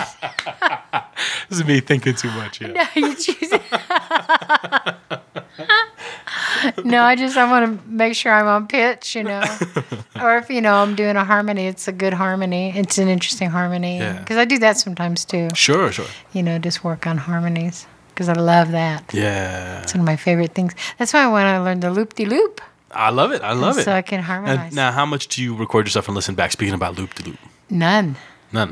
I want to learn how to do that. Sick. We're gonna square you away. Okay. Yeah, you say that now. We'll see. You get so busy. 2 weeks, and I'm like, Claudio, I want to do this. What did I do? Yeah, and you go, do I know you? I'm not in town. I'm sorry. I'm in Colombia. I won't be back for 2 years. I mean, no, come on now. That's okay. What's so cool is that it's not only pretty simple stuff, but nowadays with the age of the internet and YouTube specifically is what I'm talking about, you can ask it almost any question which you think is too dumb, but like someone has dealt with. Yeah. You know what I'm saying? Or even not just YouTube, just the internet. Because then you see cool forums where people have asked the exact same questions or are dealing with the exact same things you're dealing with. Then they answer the questions, or many people will answer the questions. Right. And so that stuff always helps me out when I'm trying to learn stuff in GarageBand. But what about the shower? Is that a place you sing to or not? No. Really? You don't do the shower ever. Was that ever a thing? I'll vocalize in the shower. I mean, right, warm if up. I'm before a gig. Nice, yeah. But it's the same thing. I mean, people can hear me. Sure. Has that always been that way, or when you were younger singing? Were you singing in the shower? God, I used to go to the girls' bathroom in school, and because it echoed, and I'd hide in the stall and I'd sing. Yes. I didn't care who heard me. So this is what happens when you get old. How it's cool like, is that? Yeah. Of course. Not I even wish get old. I wish I still had that, because I didn't give a damn. It's like, listen to me. But now it's like, I don't want to, encroach on your reality. Yeah. So funny. But no showers for me. I mean, no shower singing. It's an experience of singing, And speaking about singing, you were saying this earlier. You always certainly do that that thing that you were speaking about earlier, which is you take a song that you're learning and that you're getting into, and after you learn it and have figured it out, you make it yours. Mm-hmm. And I remember many years ago when you and I were playing in our Sweet Tea duo, you were so gracious and listened to me sing as I was like, Patty, can you please listen to me? I want to hear how I'm singing. And I was singing this song from Ray LaMontagne called Jolene. And it was so funny because you taught me, first of all, that Spokane is a city in Washington. I didn't know that. And I was singing that lyric, and you were like, what are you saying? What is that? And I look up, and I was Spokane? I don't know. Spokane, that's a city, Claudio. You got to say that so people understand you. You got to pronunciate. And you also taught me about breathing, which is still something that I'm always working on and getting better at.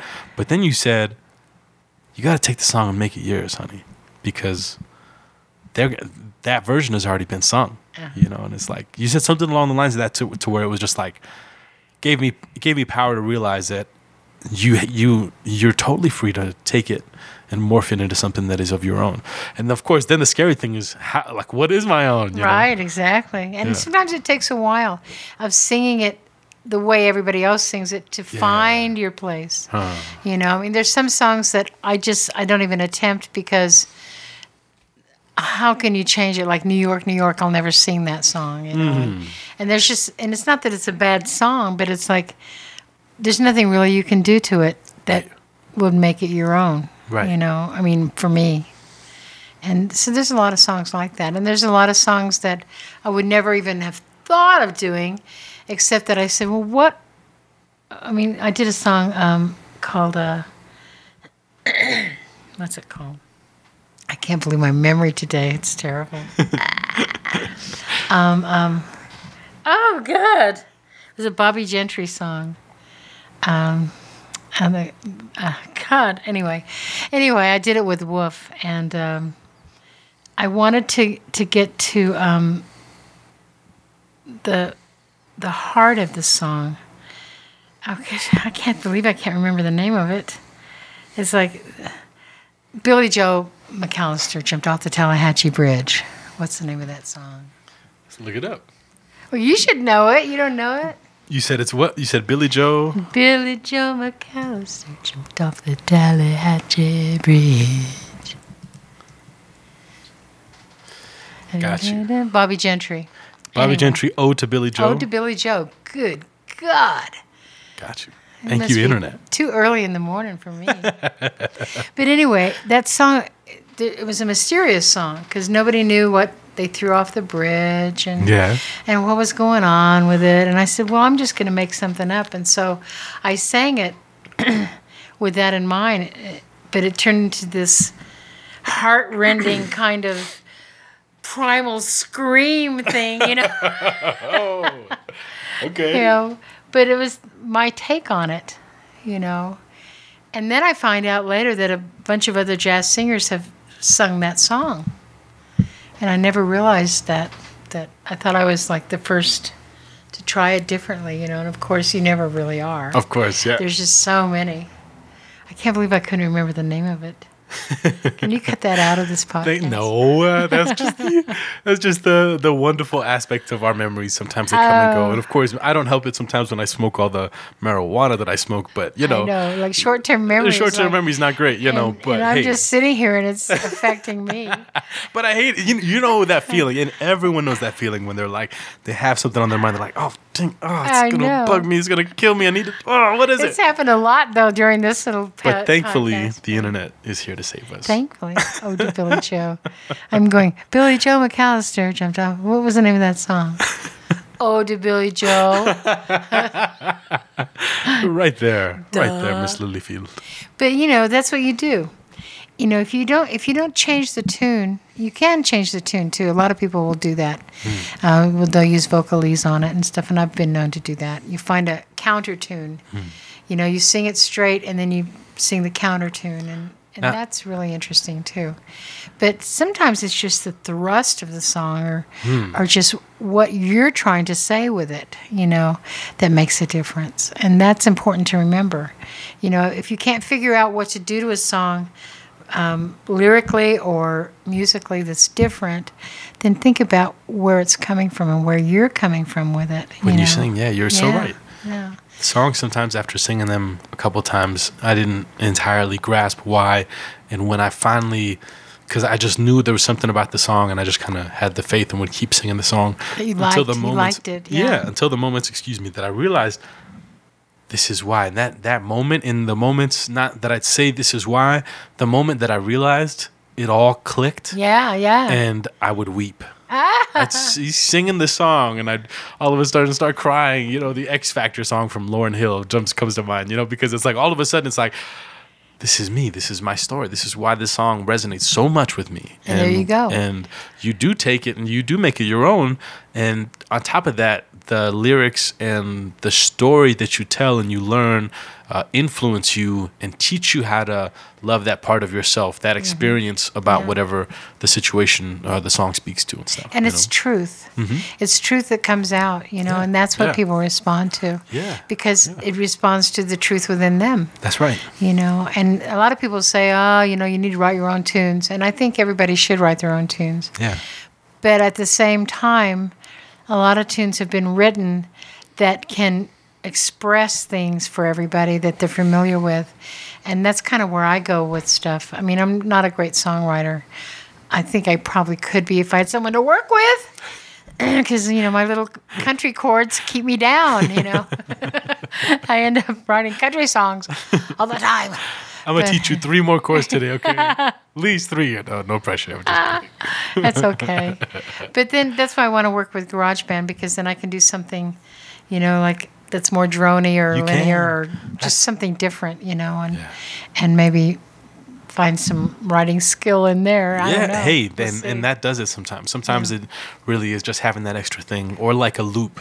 Yeah, We were talking about a loop earlier, and there's so many amazing loop stations that have been created now for singers, for instrumentalists, for things that are actually on computer softwares, which obviously get more advanced than where you and I are at right now with it. But when I got looping pedals for the first couple of years that I did, Patti was like, it's like truly being able to write a song, because when you played live? No, it was only a tool that I'd have at home. I never took the loopers on the stage. I always wanted to, but because I was always playing with other people, there was the factor of knowing that I needed to get the timing totally correct, as well as I needed to have either an in-ear monitor or another speaker that was blaring into the drummer's ear, so that then they could hear and come along with what me. you were doing, You know what I mean? Yeah. And so it was more, for me, it was just a tool that I used for writing. Right. Because the way I write is I like to, often it comes chords first, harmony first.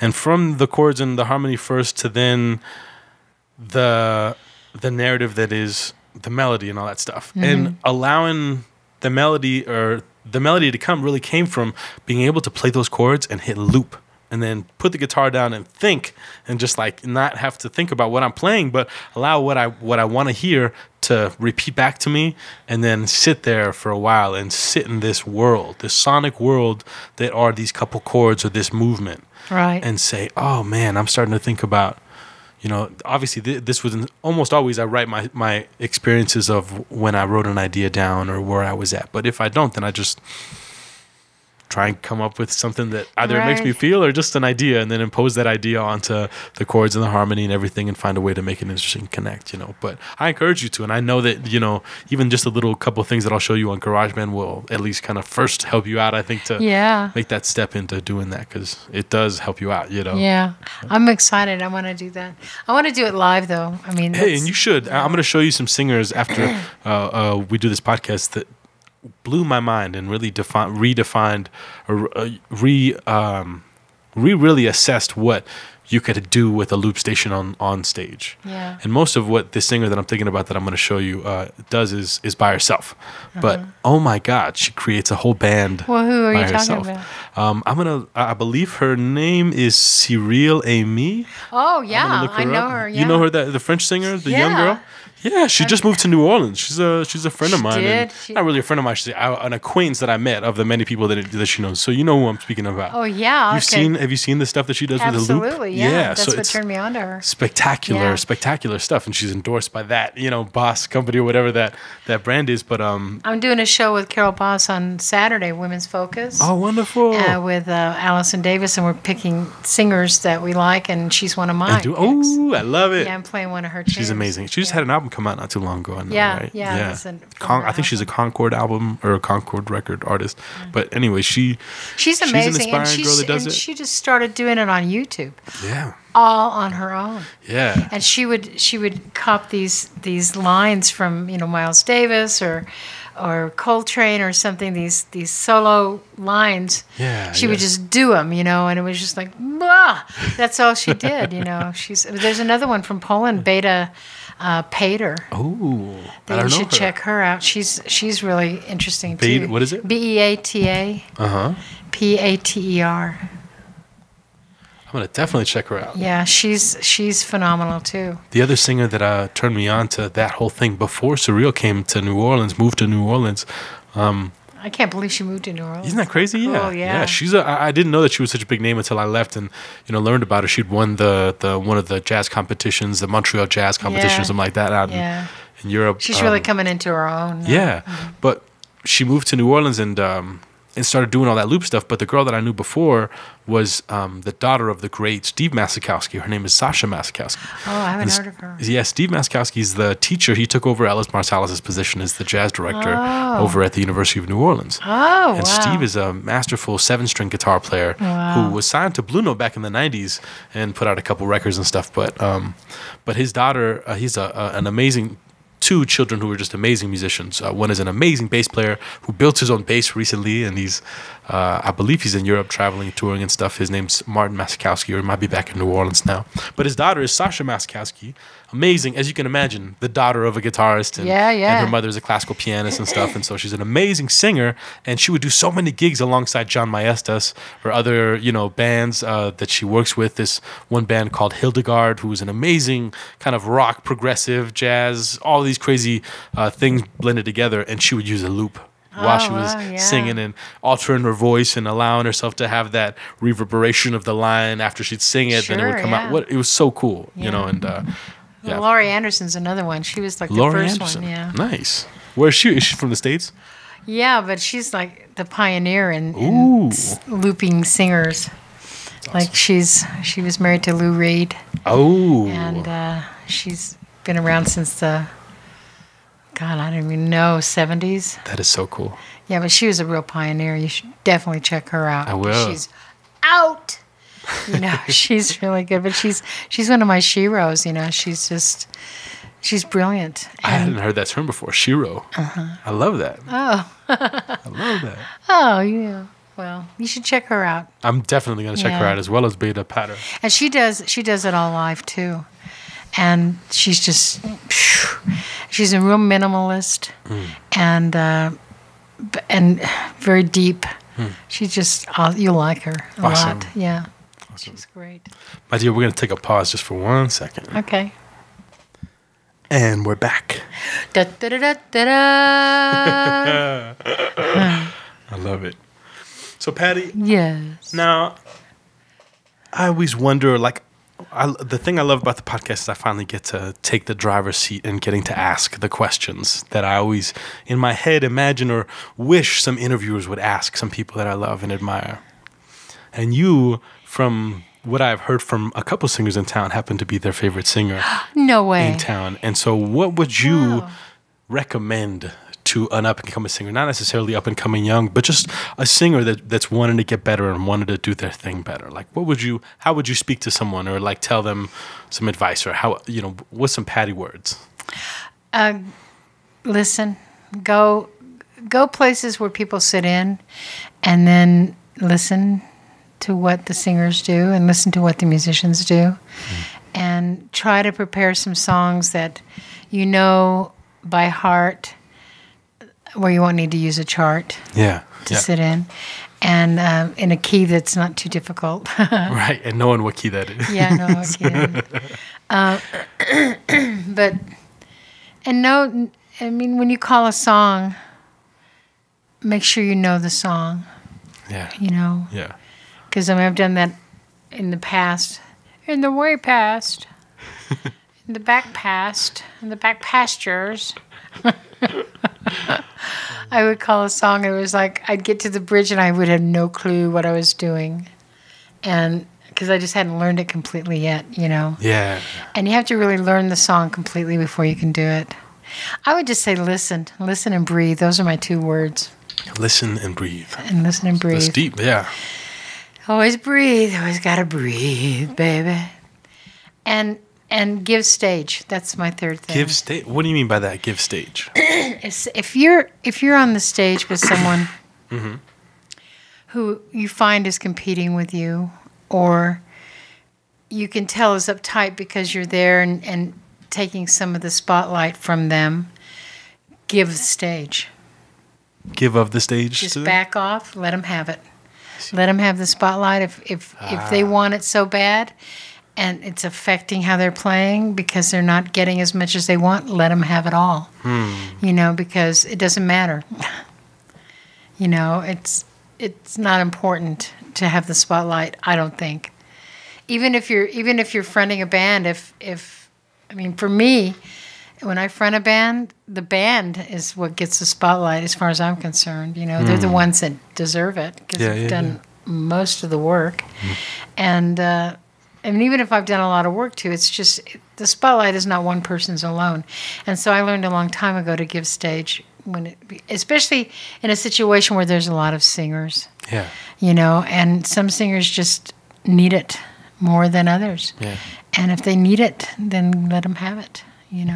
Because I've fought for it, and there's no good in that. There's no reason to fight for the There's no spotlight. winning. Right. Yeah, there's no winning. But when you're first coming up and you're first starting to sing with a bunch of people, you know, your sense of self is not all together there, and so you want to fight to make sure people notice you, and that's always a bad way to go, because I mean it's not about that, you know, and that's what we have to all learn. It's not about who notices you; it's about the music. It's beautiful, and it's what you can cinema. give the music, you know. So that's my third thing. I love so that. listen, breathe, and give stage. Beautifully said, Patti. Da da da. I hope to have another like vocal lesson with you down the road, because you know I got a lot from it all those years ago, and I've been singing and getting better, as well as like recording myself. I'm actually the North Indian stuff I'm doing with singing as well. You are? Yes, what are you ma'am. singing with that? I'm taking vocal. I mean, I should say I have taken vocal classes in the past. I'll hip you to it afterwards. But I mean, it's basically songs that I'm learning, and they teach me North either Indian songs. Yeah, either the North Indian syllables for the language, or sa re ga ma pa da ni sa, which is like their do re mi fa sol la ti do. Say that again. Sa re ga ma pa da ni sa. Sa re ga ma pa da ni sa. Wow. That's the do re mi fa sol la ti do that we have in our culture. So crazy. And so it's awesome. But I mean, it is. even the warm ups, just what they teach me to do is. Like I turn the drone on, you know. Yeah. I'll have to show you this cool app that you can maybe get. The one that I have is an expensive one, but it's the most worth it because I use that app more than any app on my phone.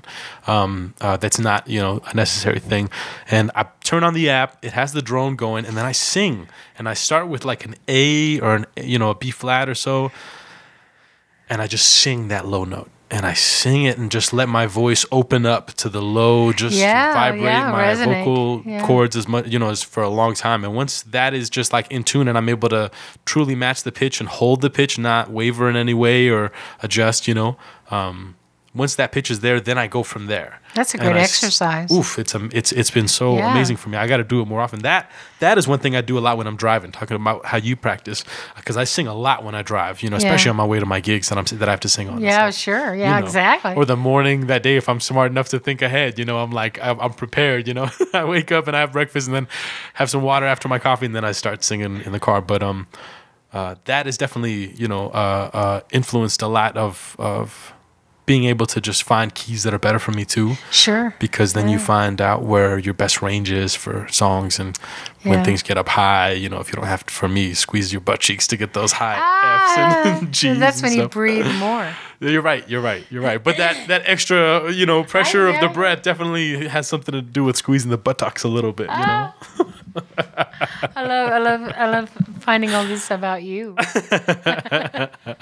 going to be watching. I love it, and I want to be more of a student of the voice, because that's without a doubt, I know the instrument that I have least tamed or least worked on and need to pay more attention and love to, because it's the one that I want to get better at the most. I love the guitar and still spend a lot of time with the guitar. I have this little MIDI synthesizer that I just bought about half a year ago or so, and have been totally nerding out and getting into the synthesizer world and learning about that.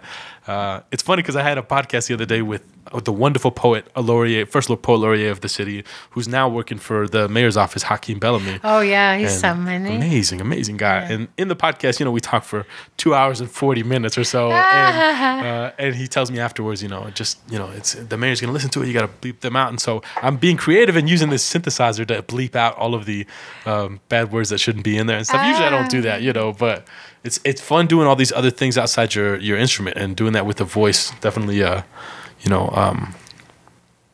probably is on my biggest to-do list or priority list. Wow. So hopefully we'll get that lesson in soon. Listen, I'm not much of a teacher. I know, but you teach in your own way. And so like I don't need no teacher, you know what I'm saying? I need some Patti love in my life, Patti love. Like when you get that love from everyone, you know what I'm saying? You're when I'm around Uncle Mike and I sing. Uncle Mike taught me about singing, I remember we did a show and I was going to sing a couple. I sang East of the Sun in another song, and he really gave me a lesson, and he more than many other, guitar players around the world has accompanied so many of the great singers. Yeah. I mean, everyone from Tony Bennett to having recorded on stuff that Diana Ross or other names have sang on. It's just Uncle Mike knows a thing or two about a singer. He knows a thing or two about a lot of stuff. Ooh, does he? Yeah. He's a maestro. Oh, He yeah. is. To say it lightly. Yeah.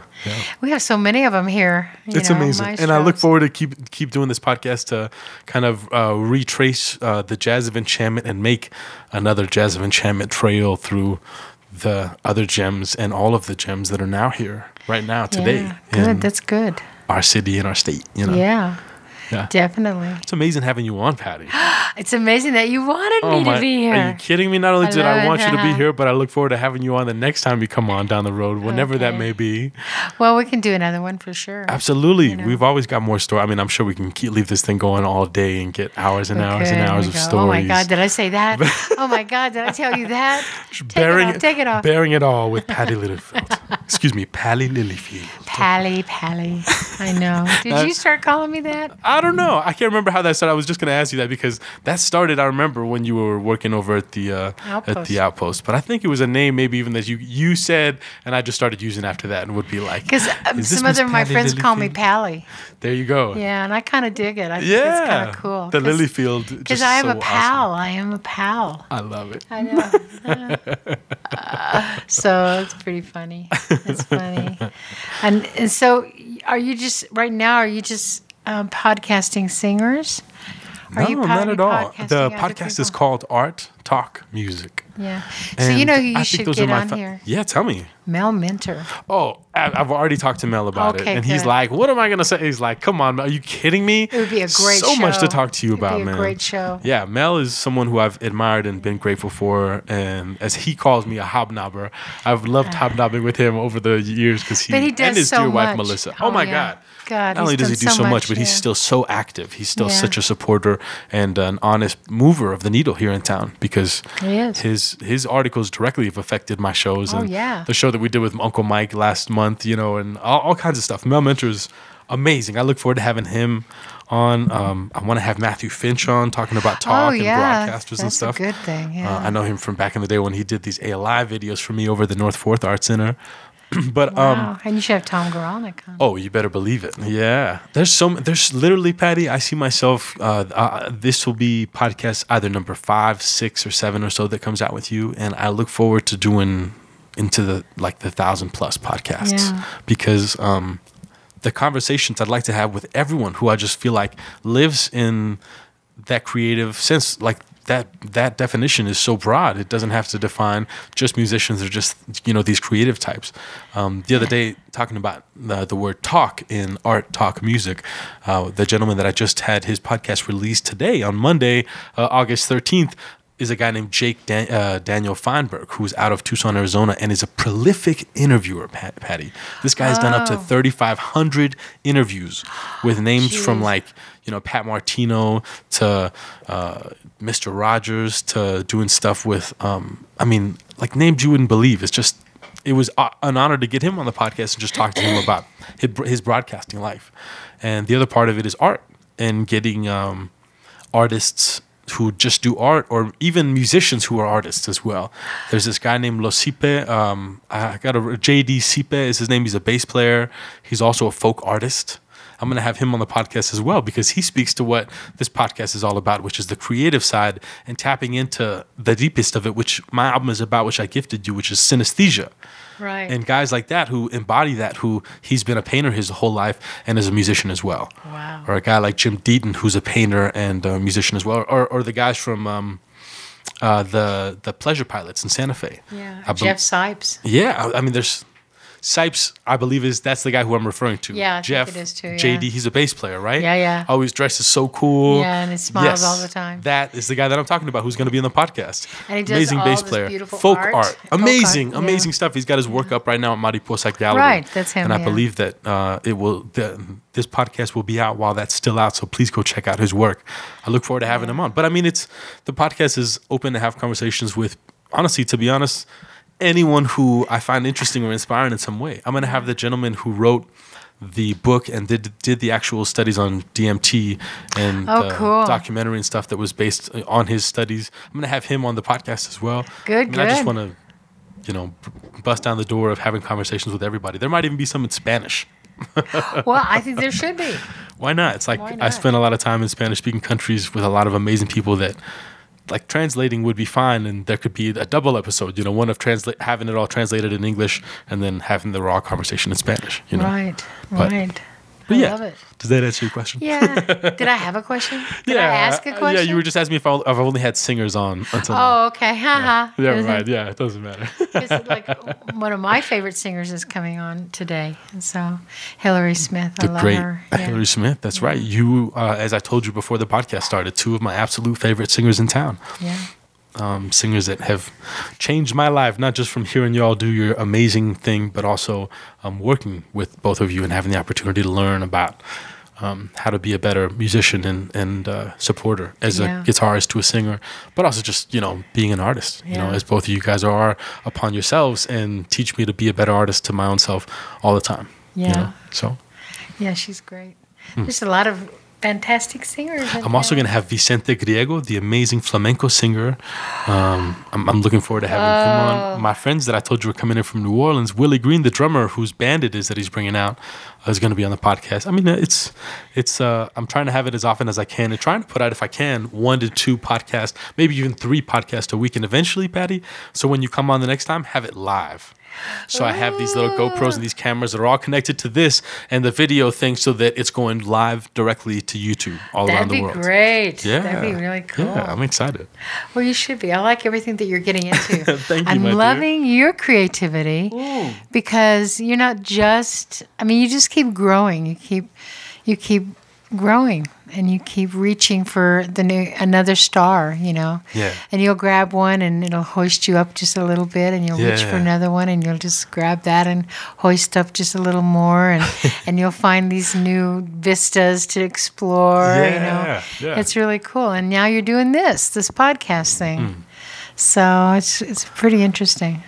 Well, it's exciting to express yourself and to have the opportunity now more than ever to do it your way, to do it yourself. Yeah. And why not? Yeah. Right? Well, see, you're inspiring me right now. Oh, that's awesome. Yeah, you are. Well, you always love that. have. You always have. Thank you, my dear. You always have. It's always been fun. Well, it's reciprocal. I know, and it's really cool when it is. It was energizing. I remember when you were working back in the day at the Outpost, and I'd always come in and just I felt like I would just come in there and I'd be like, I need some Patty energy, so I'd come in and just talk with you, and that flow exchange of just being like, what's going on? And you'd be like this, and you'd be like, do that, follow your heart. And I'd be like, oh, thank you, Patty. Okay, I'll follow it. I'm going out there. I'm gonna go to Cape Town, South Africa. Okay, all right, here we go. Have a good time. But you're always doing these crazy things, like you're going to Colombia and South Africa, and you're taking lessons in North Indian classical music, and I'm surprised you're not taking up dance. Ooh, well, I was a dancer back in the day, right? No. You didn't know that? I've never talked to you about my my show choir days. Oh, yes, you did. I remember now. I loved it. I not only was totally about it, it was only 3 years, but right. I was thinking flamenco, deep into it. I was I was the show choir kid. I was up front and center, singing and dancing and doing the Zoot Suit Riot. Oh, Riot. Playing back at that. It's that was the thing. I remember my first year we did Singing in the Rain. We came out with, those yellow, big old floppers, and we come out with a yellow umbrella on our shoulder. It was... singing and dancing is definitely a love of mine, as well as growing up Colombiano. It's in the home, we were always dancing salsa. But no, I'm not taking up dancing in that way that you're referring to. No, I was thinking flamenco. I would love to do flamenco dancing. I'd probably first, though, I'd learn how to do the flamenco guitar thing, because that's the best. Those guys, as me and John say, those guys are like singers. Olympians. They're like gymnasts on the guitar. Yeah. They do everything to the guitar. I feel bad. I feel like they've almost kind of molested the guitar after the amount of things and the loudness and what they do, how aggressive they are. It's amazing. It's awesome. Yeah, there's a lot of good ones around too. Oh, New Mexico, especially Albuquerque and Santa Fe, is the largest community and the most strong community of flamenco in the world outside of Spain. I don't know if you knew that. I did not know that. We have the Festival de Flamenco every year, which is one of the largest festival flamencos in the States outside of Spain, and we bring people from Spain all the time, and it's known around the world as being the scene, The singers, I'm telling you.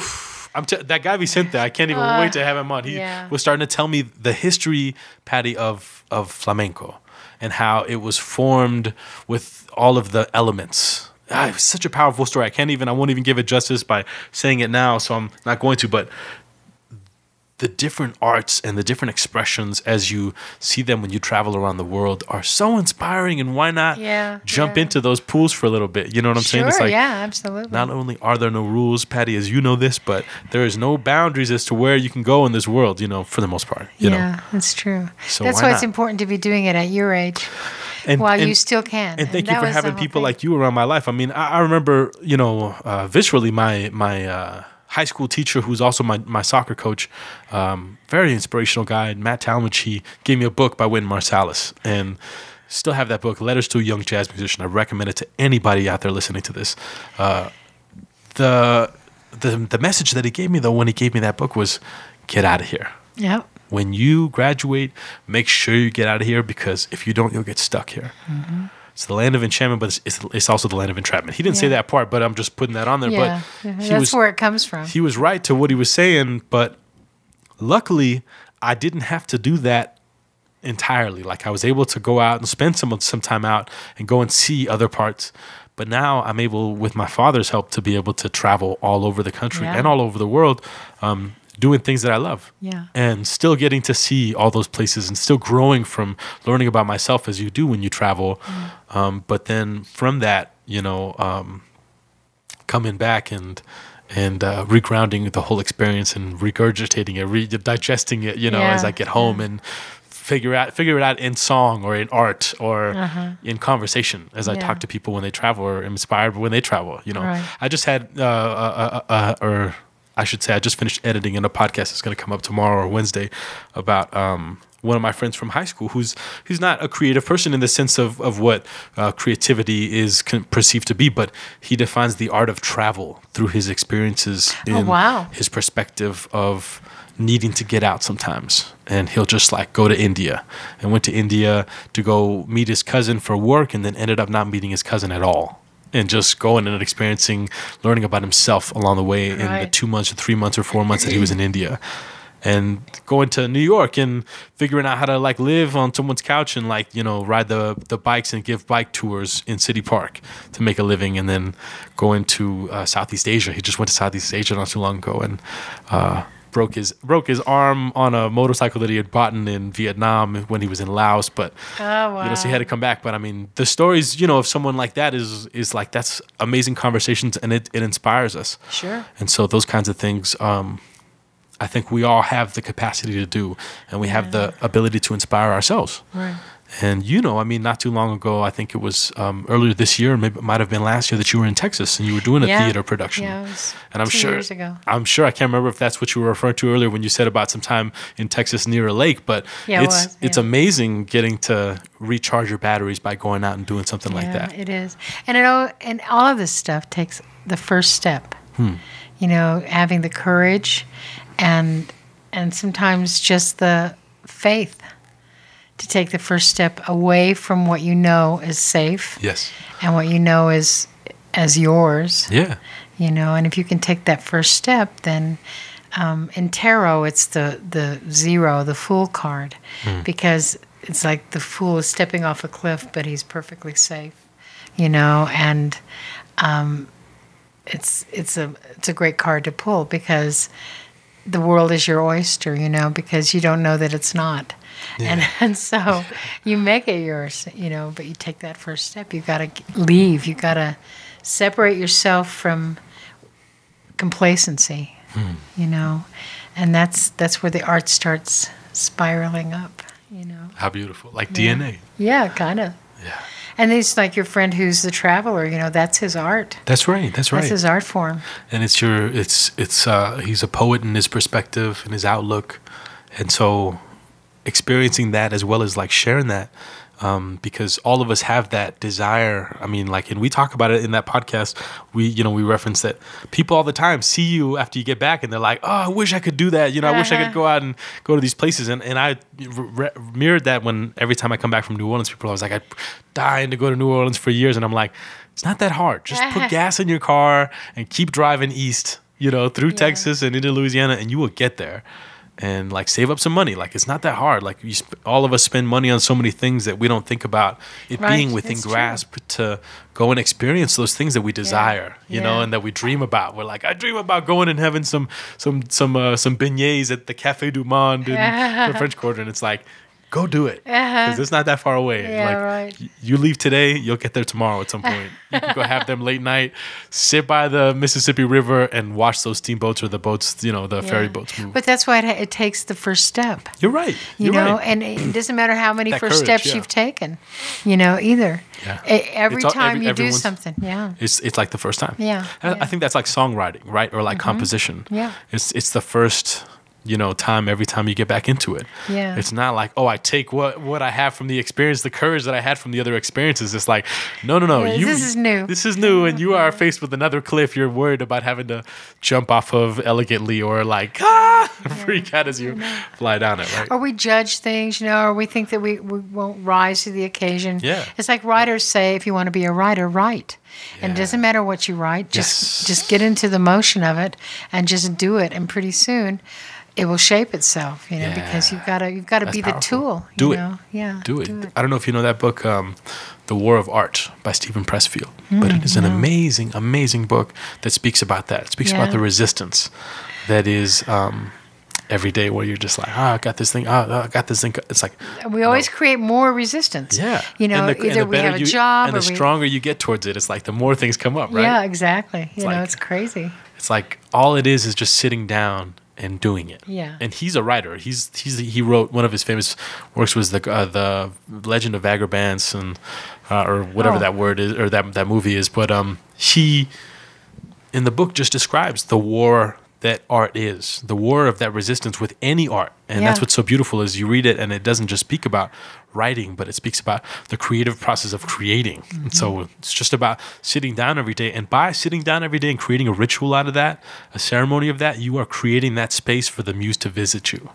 That's right. That is where the magic comes out, and by the continuous work and that resistance is going to build up as you get success. It's like it's going to come up like, oh no, I did great. Like I can take today off. It's like no. Get back to it. Today's a new day. That's you know, right. It's Or a new page. It's a new song. Or what if you don't have a dream? What if you think about a dream and you don't really have one? You know, like where does that come from? And so you have to practice dreaming. That's powerful. How would you say one practices dream? I'm still doing it. I don't know. I love it. Because someone says, make your dream come true. And I'm going, what dream? You know, I'm just happy to be in the now. You know, but sometimes that necessitates having a dream. I mean, if you want to go further than sitting in a lotus, you know. I mean, which I don't do, but I mean, it's like, it's a metaphor. Sure. But I mean, if you want to keep growing, you have to have something that guides you, you know, and a dream is the best thing. So I'm trying to make little dreams, you know, like a little dream come true, and they say dream bigger, okay, and so I dream like a big dream, you know, and then I dream a medium-sized dream, and it's like I'm just trying to get to the point where that's beautiful. That's taking the step, though, right? Yeah, it's taking the step, and that's what I'm trying to do, is take a step, you know, because my life's changing a lot, and the steps I'm taking are different than they've always been before, so. It's beautiful. It is. Yeah. Well, we'll see. We'll see how beautiful it is. I'll tell you what, Roger. I think your dreams are going to be just fine. I actually, for a little while, I don't know if you've ever done this, but speaking of dreaming, I was practicing lucid dreaming. You know about lucid dreaming? Well, describe it. All right. Lucid dreaming is when you are dreaming in that dream state, REM state, you awaken within the dream and recognize that you are dreaming, thus empowering you to do anything you want to do. In your dream. And there's movies about it, you know, like Inception, that Leonardo DiCaprio movie. Oh, right. But it's a real thing. Oh, yeah. I was practicing, and there are techniques you can look up online. Anyone can. They wanted to practice it. And one of the techniques that I would do is I'd have a notebook by my bed. So every single morning that I would wake up, I'd write my dream down.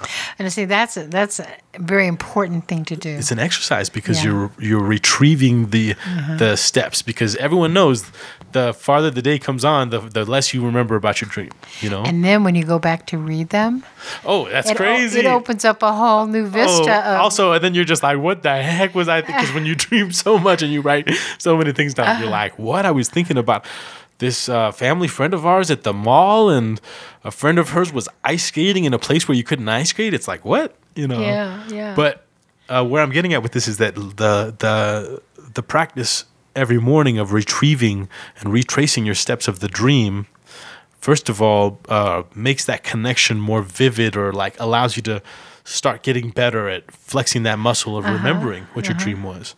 And so it makes, in some ways, I don't know if it ties the connection. Anyways, the next thing that you do is you have some kind of thing that enables you to realize you are in a dream.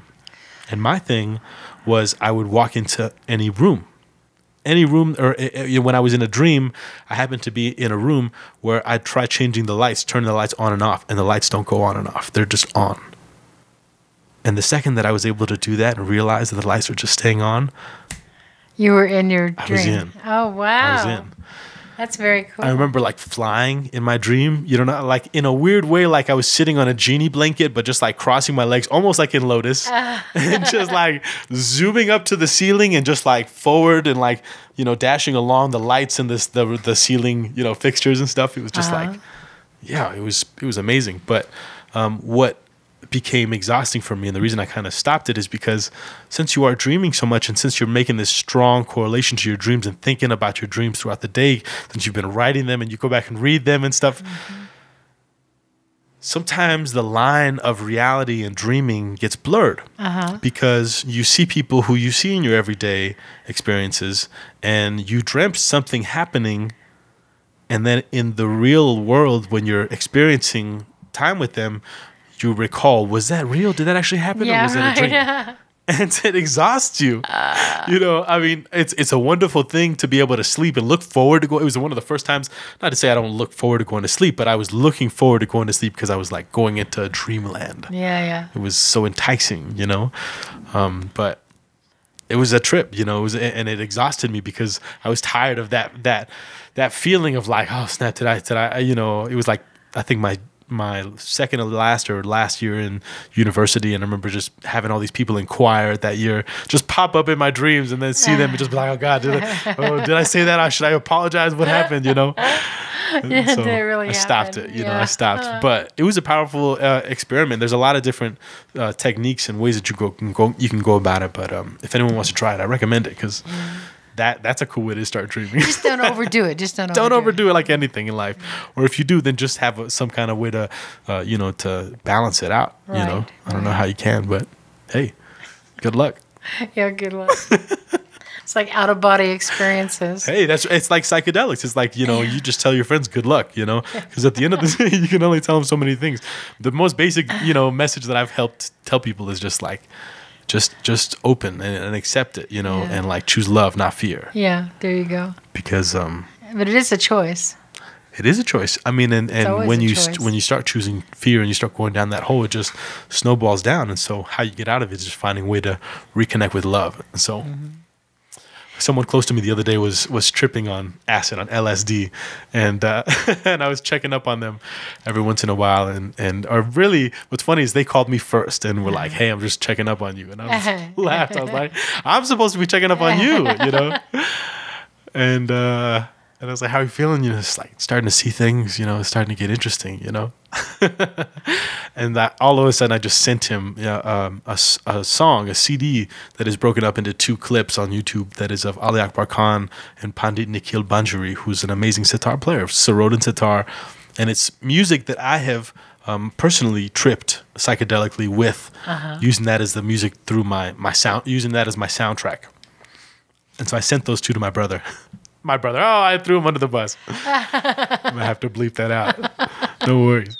It But could have been a brother that's a brother. hey, Doesn't have to be, I'm gonna have to bleep out a lot of these. Come on now, be creative because you'll hear it later. There's gonna be a lot of MIDI sounds. That's how I'm bleeping things out now in the future for anything I missay. But anyways, that person listened to those songs that I sent them and just loved it and felt love, and it helped them out. Sure, yeah. And I was like, how, when I got together with that person later and I saw them, I was like, how was it? Did you listen to those songs? They're like, absolutely. I was like, how was it? They're like, you already know what it did, man. It helped how I was.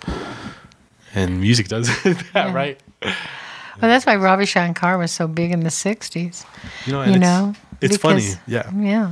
What were you going to say? I'm sorry. Oh, I'm just saying that, people were tripping all the time, and they would put the sitar on, and it just blew everybody's North mind. Indian music. Yeah. Yep. It's profound music and spiritual music. Yeah, exactly.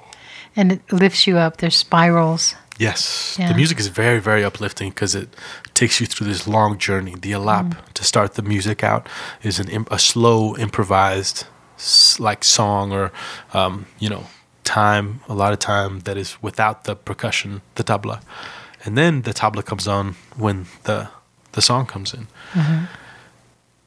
Are you learning to play tabla too? Yeah, Oh, absolutely. God, honey. Yeah, I mean, Love it. I've always felt like I'm a percussionist. I have a little cajon down there that Davo gave me, but I've always felt like a drummer. And it's funny because I made that connection deeply when I met my first North Indian classical musician. Oh, wow. Because before I learned about, I talk about and I reference learning about psychedelics or learning about Ali Akbar Khan through psychedelics. But really, I had learned about, tabla and North Indian music a little bit before that because I had met this guy who's a dear friend of mine now. And he definitely opened up the door to me of realizing that I was a percussionist because he was sitting there playing his tablas, and my friend was playing flamenco who had invited me over. We knew each other from the guitar department at UNM.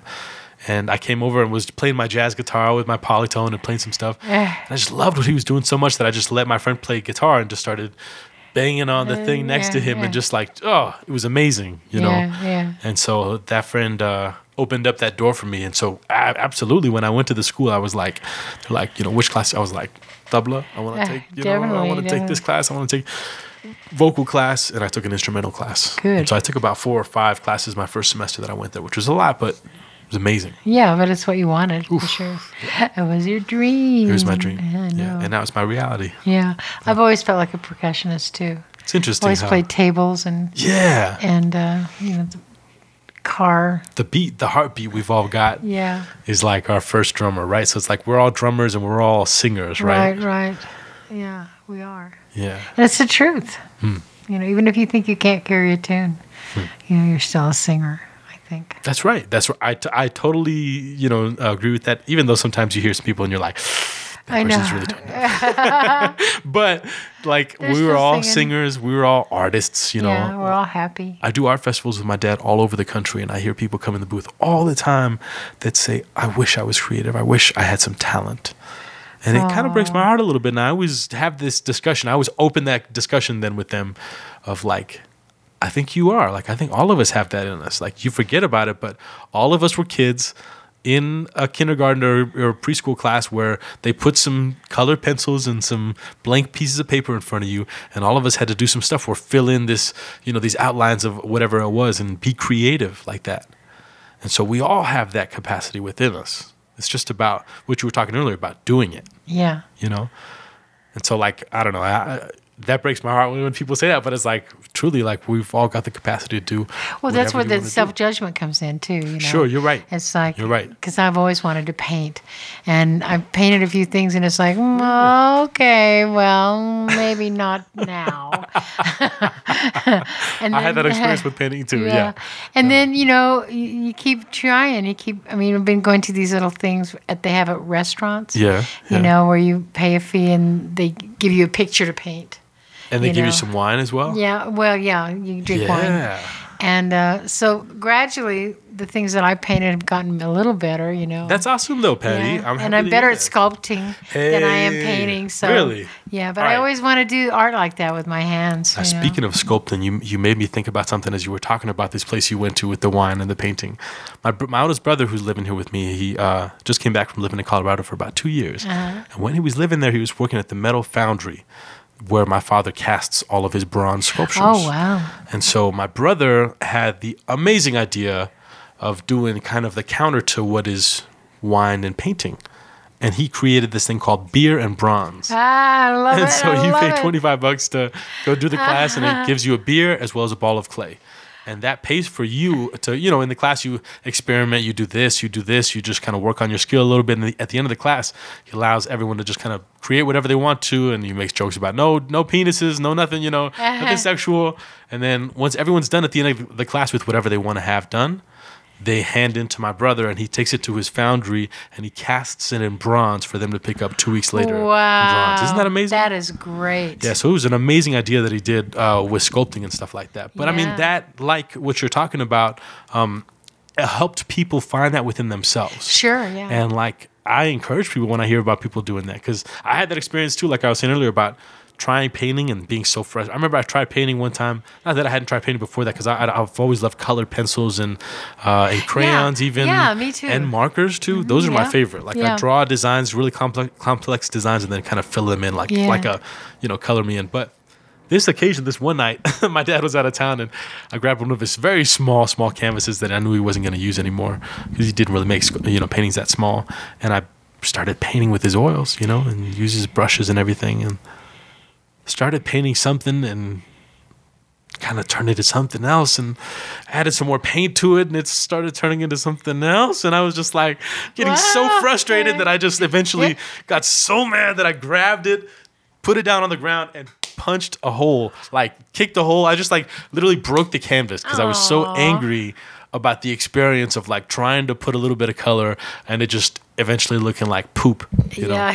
Which, hey, some people can make it look awesome, but for me, it was very frustrating image.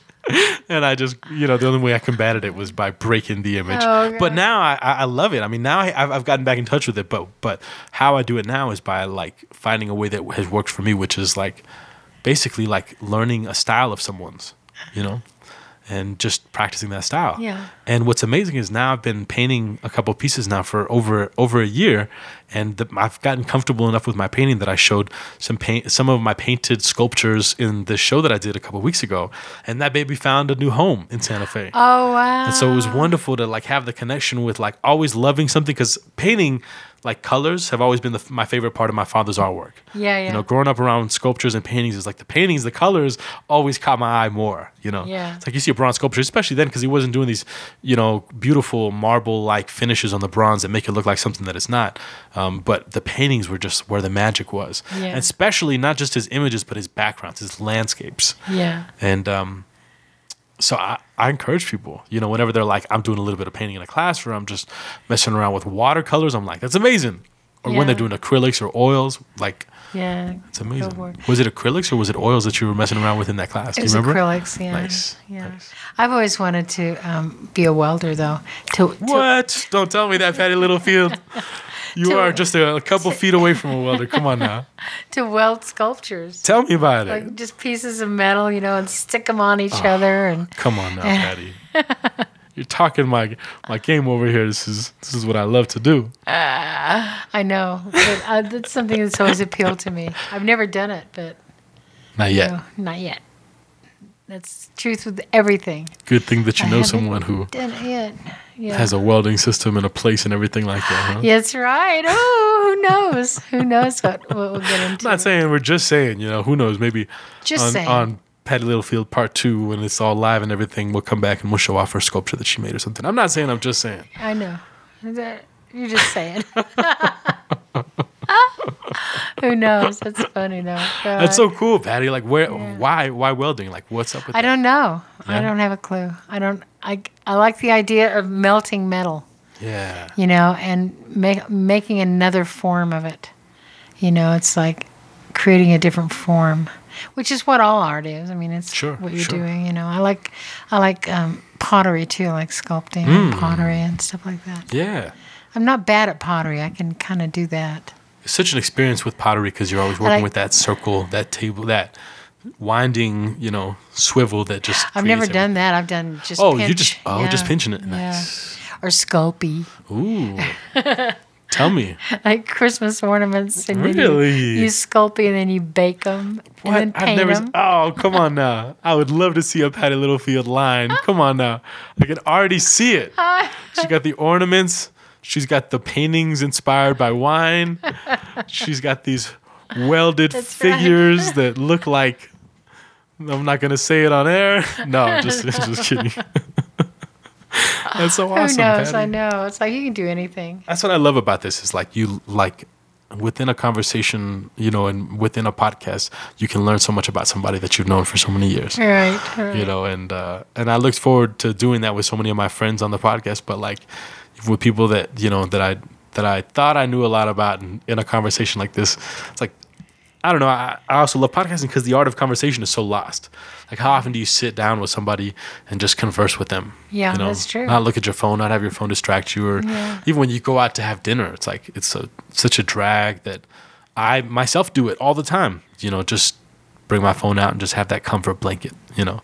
Yeah, not me. So, I'm still not doing that. Good for you. Yeah. I know that you upgraded to an iPhone and stuff. I can tell by the messages and stuff like that. That's all I've ever had is that one phone. Oh, really? That's all you've ever had? That's all. Yeah. And my son bought it for me. How long have you had that cell phone? 3-4 years. Okay, see, that's why. All right, yeah. I remember when you didn't have a cell phone. That was when I was working with you. Yeah, I didn't have a cell phone. I just you catch me or you don't. I love that about a house phone. Like, I wish that like I could have a house phone and that could be a place. But you know how it is with traveling. It's like you can't do that nowadays. No, you know. And I'm getting more involved with my cell phone than I used to be. Sure. I mean, nowadays that's more than ever for everyone, our lives live in our phones. Yeah. Right. But I'm trying not to do it too much. Good. You know, that's good. I just don't. I mean, if I get a phone call while I'm texting someone or a text when I'm talking to someone, the other person just has to wait. Good for you. You know, I wish more people would. I don't like call waiting. I never liked that. Yeah, so you never put people on wait or anything like that? Never. Good for you. You're a better person than That's I. right. Damn straight, baby. Yay me. Oh. Yay me. Is this Colombian flag? It is. My mother just came back from Colombia. And so she brought us a couple presents, and that beautiful flag seemed to only be accurate to put it right here in the podcast room to represent my beautiful Colombian. Yeah. Oh, I see. Oh, that's beautiful. República de Colombia. And you're going there when? You know, I'm looking at, initially I was going to go in September into October. But a couple plans got pushed back because TEDx ABQ asked me to be a performer and kind of help out a little bit with the event this year. Really? Yes, I'm really excited. I'm going to play great. their first kind of like event where they're kicking off selling some tickets and stuff on the 22nd next Wednesday. That's so cool. Doing some stuff at the end of September when I was thinking about being in Colombia. And so I was like, all right, well, I'm just going to move my trip to Colombia. And then my dad asked me to do something as well, an international sculpture conference at the end of October. And so I'm looking at now going in November, you know. So where's that going to be, the December. conference with your dad? The International Sculpture Conference, I believe, is happening in Philadelphia this year. Oh, that'll be fun. Philadelphia is an amazing city. Yeah, it is. I didn't know last year was really the first time I went to that city, and I went twice, which was awesome. I got to spend the second time my birthday there. But I didn't know it was the nation's first capital. I felt ignorant as an American. You know, it's not. It's so. You get so. Not to say that I'm cultured, but you do get cultured when you go to other cities and you show your ignorance by saying what and then you get corrected. You know, and I didn't know that. Yeah, and I am grateful that I get to be that corrector often of people whenever I tell them where I'm from, because often I say they ask me, where are you from? I'm from Albuquerque, New Mexico, and they say, I went to Cancun one time. I have to be like, no. You do know New Mexico is a state within the United States, right? At least nowadays, Breaking Bad is connected with Albuquerque, and so people know about it more so. More so, yeah. Yeah, but even then, not very much. So, and in the arts situations, we always tell people we're from Santa Fe, and people know Santa Fe, you know. Yeah. So, but yeah, there's a lot of ignorance that way whenever you travel abroad, and not abroad. I'm just saying outside New Mexico. Outside the country of Mexico into America. We're in New Mexico. I don't care if it's New Mexico or Old Mexico. It's still Mexico. It's still Mexico. I hated that meme that was going around about them asking Donald Trump if he was going to build the wall around New Mexico. He's like, yeah, we don't need no new or old Mexico. It's like, God damn it. That's so funny. You were you were born and raised here, right? No, I was born in Los Angeles. I was born in Granada Hills. Granada Hills. Isn't that crazy? Yes, ma'am. I'm a Southern Cal boy myself, but I moved out of there when I was 3.5, 4 years old. Yeah, that's when I left too. Yeah. And my parents moved us out here because someone told my dad about the Santa Fe art scene. Oh, wow. And he came out to Santa Fe, went to a show next to the plaza in the First National Bank parking lot right next to that Starbucks there, and met another Colombian artist that was selling his work. And when he asked him what he was doing, he said this. He said, if you're doing it, then I can do it. Mm-hmm. And he moved his butt out here, and my mama and all the kiddos followed. They had 4 at the time, and all of us came out here, and that's where we were all raised. And so all the kiddos were born in Granada in California, in that area. I think my brother was Mission Hill, just kind of in that whole valley area. But yeah, my sister was the last one. So it was my oldest brother first, Johan, and then my brother Lucas, and then me, my little sister. And then we moved to Santa Fe in 92, I believe, 91, 92. And we've been here ever since. We first moved to Tijeras. We had a small little place that we were renting from this crazy old lady that we all thought was haunted. She was crazy and evil, and she had a lump on her wrist. I remember. Oh, so weird, But we moved from there when I was in 3rd grade, and my parents have now been in the house that they're living in now for about 20 years. Wow. And so they've done so much to that house and changed it from when they first moved into it to building on an addition, restucking the house, redoing the house, building a deck out front. My dad, being the sculptor and the, guy with aspirations, he has many monumental sized sculptures outside the garden as well. Wow, that's so it's beautiful. Great. Yeah. So this is more home than anywhere else, but I was not born here, but raised here for sure. Yeah. I got green chili in my blood though, if you check. Green and maybe a little bit of red, Yeah. I have red chili, not green. Yeah, you're red chili kind of girl? My son's a green chili. I'm a Christmas for sure. Like, it depends. Like, it depends on the day. I mean, some places you just go and you just always get their green chili chicken enchiladas. But, sometimes I get my breakfast burrito with red or green. Listen to you. Are you a breakfast burrito kind of guy or gal, or what do you do? What's your favorite breakfast? My favorite breakfast? Yeah. I'm thinking like New Mexican plates, Oh. Like you like a huevos rancheros or ranchero con huevos. You like the just the basic eggs and bacon and hashed potatoes. No. You like the pancake or the French toast route. No. You like the cereal or the oatmeal route. No. The fruit. You like to fast? I'm not really a breakfast person.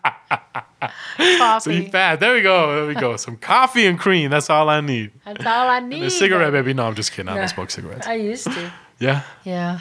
I smoke every once in a while. When I'm in Colombia, I smoke cigarettes. It's not good. But No, it's not good. No. What kind of breakfast person are you? Breakfast burrito? Oof, breakfast burrito is my favorite.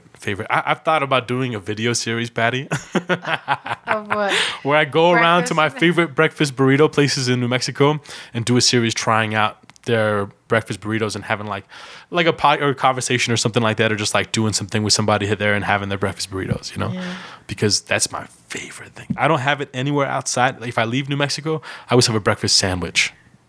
That's my favorite thing. If I can get it in croissant, sausage, egg, and cheese and croissant, or like bacon, egg, and cheese and croissant, woo! Oh, we're talking, Patty, I don't need nothing else on the side. Like, that's enough. That and coffee gets me going, Yeah. Or a biscuit or, bagel. Bagels are good too. Oof. But I don't mess around with breakfast burritos outside of New Mexico because I've learned my lesson by now. You're like, I missed one. I need one. I need a breakfast burrito. And then it's like, what is this tortilla? Like, how do they do this? What the heck? No. There's no chili in here. I got to squirt some chili down with the packet. Yeah, No. I know. It's not But that's my good. favorite thing, Oh, you should do it like you're doing a podcast and then bring a friend. Say, okay, what's your favorite breakfast burrito? Where do you go? And then go there. Yes. And try that. And just let your friends. And then do the video of it, be like, all right, here, we're taking so-and-so's recommendation and we're walking into Twister's Burrito. That's right. He recommends the number 8 with no beans, smothered. So here we come. We'll be back in just a second when we have the plate. Here it is. Look at the plate. It's all ready and my mouth is watering, so I'm going to get to it. He recommended I have some coffee. He says it kind of lights the flame on fire whenever you have some coffee in your mouth. It's very hot from the chili. Oh, I've definitely thought about it, Patty. So where is your favorite place to go for a breakfast burrito? I mean, for many years, my favorite spot was Golden Pride, the breakfast burrito with bacon. And What's in a breakfast burrito? oh, usually just the good stuff, which is it's wrapped in a delicious tortilla. It's got some cheese. It's got some potatoes in there, and it's got the meat, and it's got the eggs and the chili. Oh. That's it. It's basic like that. Sometimes I get fancy and throw some vegetables in there, but not always. Not always. It's like it's the New Mexico way just to do some. I mean, and it depends on the place you go. Because Twisters, I was just joking about, but they're also nowadays they're probably my favorite breakfast burrito because they have a wonderful way of crisping the potatoes in a way that almost makes it feel like you're eating French fries inside of this cheesy, chili-filled, delicious like egg and sausage thing, And I'm a sucker for the chili, so I always ask for an extra side of chili. Oh, they know me. They joke about it. Whenever I come in, they're like, I'll take a number 4, which is the Albuquerque, and it comes with sausage, egg, and cheese and all that stuff. And then I say, and with extra chili, and with a side of chili. And she jokes and she says, all right, number 4, vampire style. But it's true. At the moment, that's my current favorite. If I bring anyone from out of town to get a breakfast burrito, I go there. The other place that has one of the killer, the all-time classic breakfast burritos that's also one of my favorites is the Frontier. Oh, yeah. Of course, tied to Golden Pride, but Frontier. I think I've had one at Frontier. Yeah, what's another one that's really great? What? Blake's Lottaburger's breakfast burrito. Really? Amazing breakfast burrito and very big. Oof. It's awesome. Awesome. Sometimes you just get them really feel like you almost can't finish them. You know what I mean? That's one of those burritos. But delicious. Amazing. I remember when I was young, Patty. You're so funny. One of my favorite burritos was from Granny's. I don't even think that was a New Mexico restaurant. I think it was a chain restaurant. I kind of remember Grandy's. Grandy's. Yeah. Grandy's. Yeah, and they okay. had these breakfast burritos, and the reason I remember them was because my 2 older brothers were in wrestling, and we'd go to wrestling meets on the weekend, like at El Dorado or Sandia High School or something, and Grandy's would come and sell breakfast burritos there. I remember having them, and they would be heaven. I can't even remember what was in them, but just heaven, Sadly, they're not around anymore for whatever reason. Probably for a good reason. But You're so funny. yeah, we can go for hours. See, we're already at almost 2.5 hours. But hey, who's counting? It's breakfast burritos. amazing. Yeah, breakfast burritos could be a whole podcast by itself, right? Yeah. What I'd like to do is have a chef on here. Oof, that's what I'm. There you gonna go. do. And talk to him about his favorite plates and his favorite breakfast burritos. There you go. Right? That's a great idea. Yeah. You could do that. So if you don't like breakfast, what's your favorite plate of the day? Is it dinner or is it lunchtime? It's hard to say. I'm Or like, does it change? it changes all the time. Yeah. Like right now, I'm kind of into just veggies. Nice. Yeah. Do you just- grill them, steam them? Yeah, grill them, Saute them? steam them, saute them. All of the above. I love it. Yeah, I'm trying to stay away from. Well, I'm just not that into meat, Yeah. these days. Nice. So, That's yeah. cool. Yeah. I've gone a little bit through that phase. I go back and forth. Sometimes I get really into, I gotta have some beef. Yeah. know, Or just some just- bacon. Oh, crispy bacon. I can't eat bacon anymore. You don't do bacon anymore at all? No, I'm because sorry. I'll have your bacon for you. I have a little thing for pigs. I love them. Oh, I love pickies too. I remember being in Colombia. Very visceral experience of being in Colombia, and it's culture over there for them to kill a pig and have a big party. And all the kids were around when they killed the pig, and it was so heartbreaking to see. And my brother, who was my oldest brother, said a prayer over the pig. It was heartbreaking, I know it's. But not, that piggy was delicious, I Patty. bet, I'll tell I you bet. what. That's the problem. That's the problem. You feel bad about it, but then you're like, damn, all right. My grandpa did it for so many years. Like, all right, Well, I tell you, when I lived in New York, the guy I was living with was a vegetarian, and Really? so we were vegetarians. So you practiced it before? Yeah, a long time ago. But I was a reluctant vegetarian. Yeah. Why is that? I only did it because I was with him, right? And so I remember one day I just couldn't take it anymore. Did you miss having beef or chicken or something like that? I or went what? to a What do you mean? Sabrett's. Do you know what a Sabrett's is? No, what is that? Oh, it's the hot dog wagons on the Oh, sure. streets. Yeah. I grabbed me one of those things, and it was so that's my favorite breakfast. Ooh. Is the Sabrett hot dog. Really? Yeah, with sauerkraut and onions Oh and my mustard. Oh my gosh. gosh. That was the best hot dog I've ever had because Oh, my I've been withholding, for so long, and I couldn't tell him that I had one. It was like a very covert thing. It was like a secret, I have to share this story with you, Patty, because you're gonna laugh at this. In that you just told me that the hot dog, as you just explained to me, if I'm not mistaken, the hot dog with all those delicious things on it was your favorite breakfast. Now, Yes. I was. Oh no. Shout out to Mr. Jonathan Rodriguez. I was on tour with a friend of mine, and we were down in his hometown, which is in Douglas, Arizona. It's right next to Agua Prieta or Aguas Prieta. I forget exactly how to pronounce that Mexican border town, but his family, a lot of his family lives in Agua Prieta, in that Mexico side. So when I asked him the day after we arrived there where we were going to go and eat breakfast, it was like we all woke up, we all had some coffee already. It was a little while. I was like, come on, bro, I'm hungry. Like, let's go eat some breakfast. They all joked about me on that tour. They all learned very much about me about how Claudio gets hangry. And so you cannot mess around with Claudio whenever he has not eaten, So I was like, Jonathan, what are we going to eat, bro? Come on. Like, let's do this already. It's 11 a.m., bro. Come on. It's not right. And lo and behold, he was going to take us across the border to have some hot dogs for breakfast. Okay. He was going to take us over to have hot dogs, and I was like, what? I was like, you don't have hot dogs for breakfast, man? I want a breakfast burrito. I want something with eggs in it. Come on, man. And he said, just wait. Just chill out. Just relax. So threw my little tantrum, and then I chilled it out, and we crossed the border over into Mexico, into Agua Prietas. I hope I'm saying that right. And Patty, it was the most delicious hot dog I've ever had in my life. And I stood and looked at him as I was halfway through eating it, and he was looking at me like, uh-huh.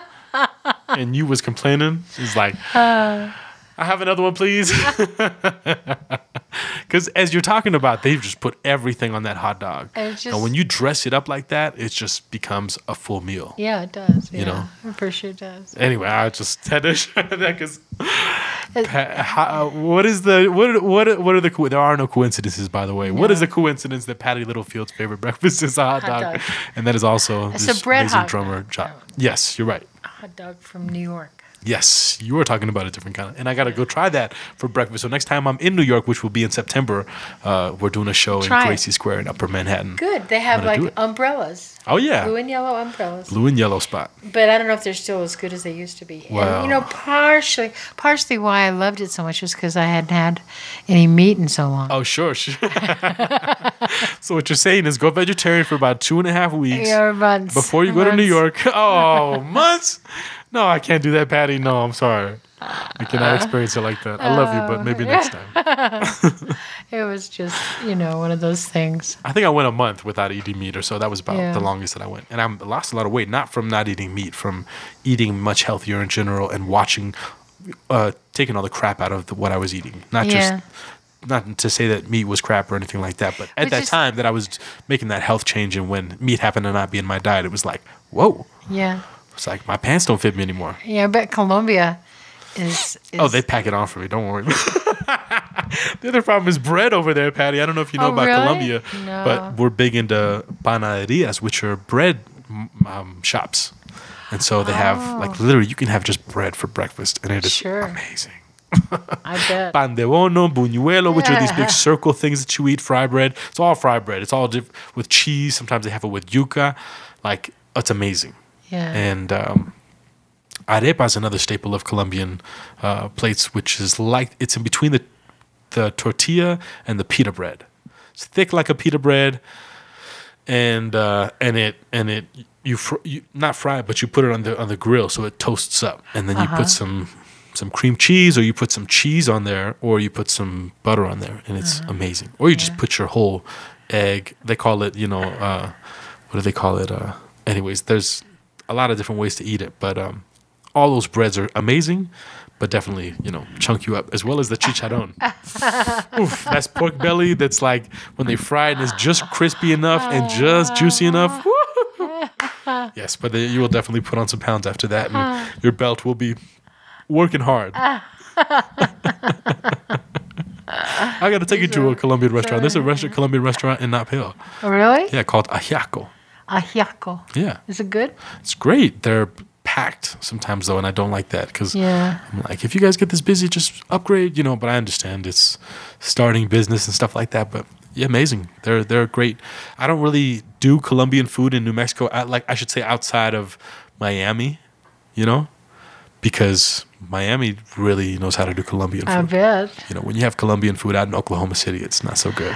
I would say So- probably not. And the same thing with New Mexico. And not to throw Ajiaco or Colombian places outside of Miami or New York, from what I hear, because there's a giant Colombian population in New York. I Is didn't know there? about that. No, I Yeah. didn't. This past year is when I learned about that. Yeah. Supposedly about 500,000 Colombians live In New York.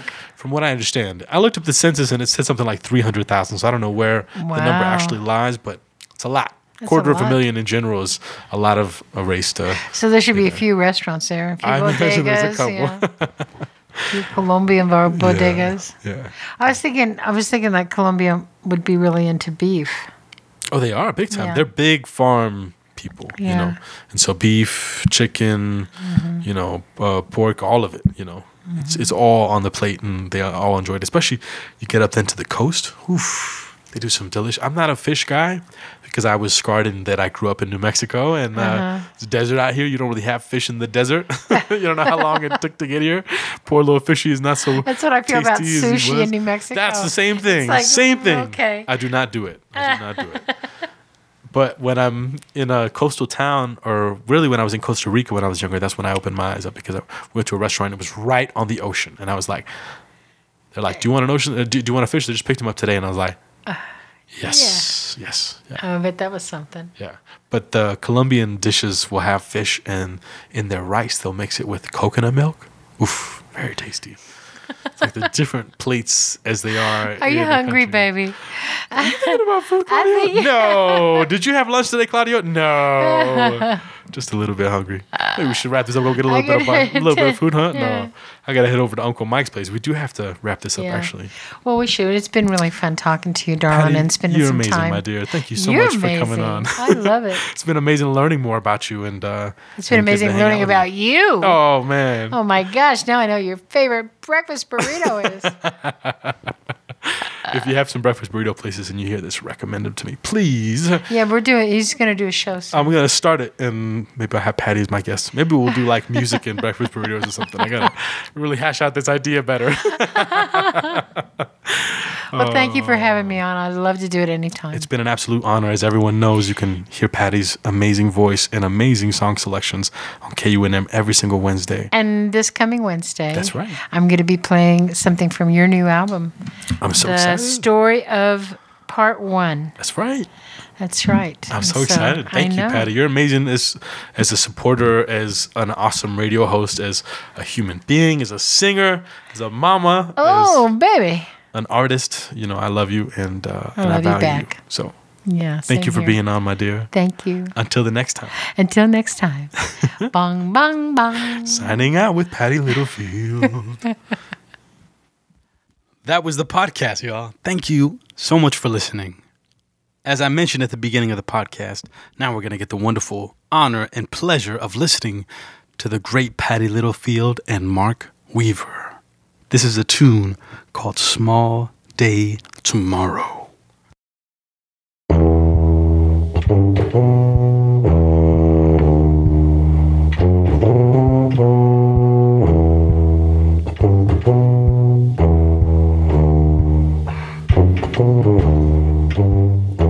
I don't have to go to bed. I've got a small day tomorrow. Small day tomorrow. I don't have to use my head. I've got a small day tomorrow.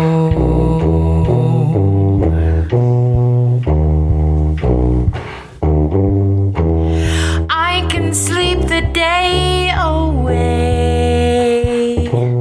and it won't cause too much sorrow. Not tomorrow. So tonight this mouse will play.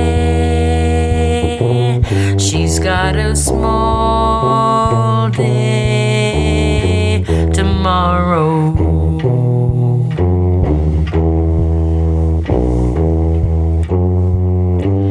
Now all those big wheels with all those big deals, they're gonna need their sleep. But I'm a dropout, 'cause I would rather cop out than run with all the sheep.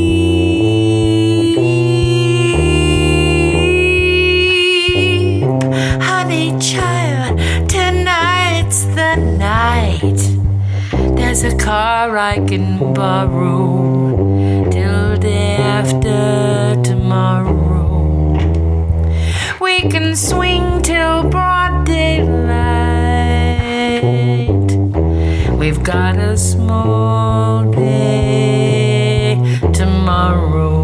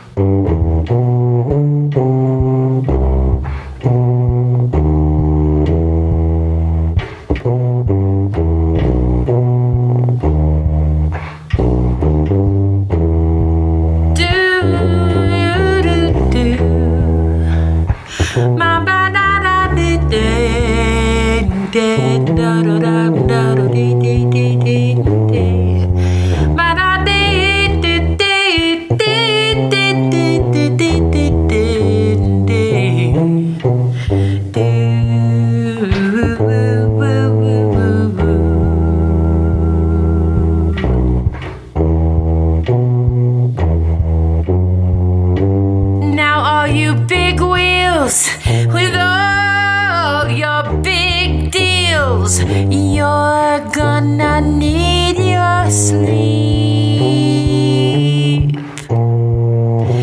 But I'm a dropout, and I would rather cop out than run with all the sheep.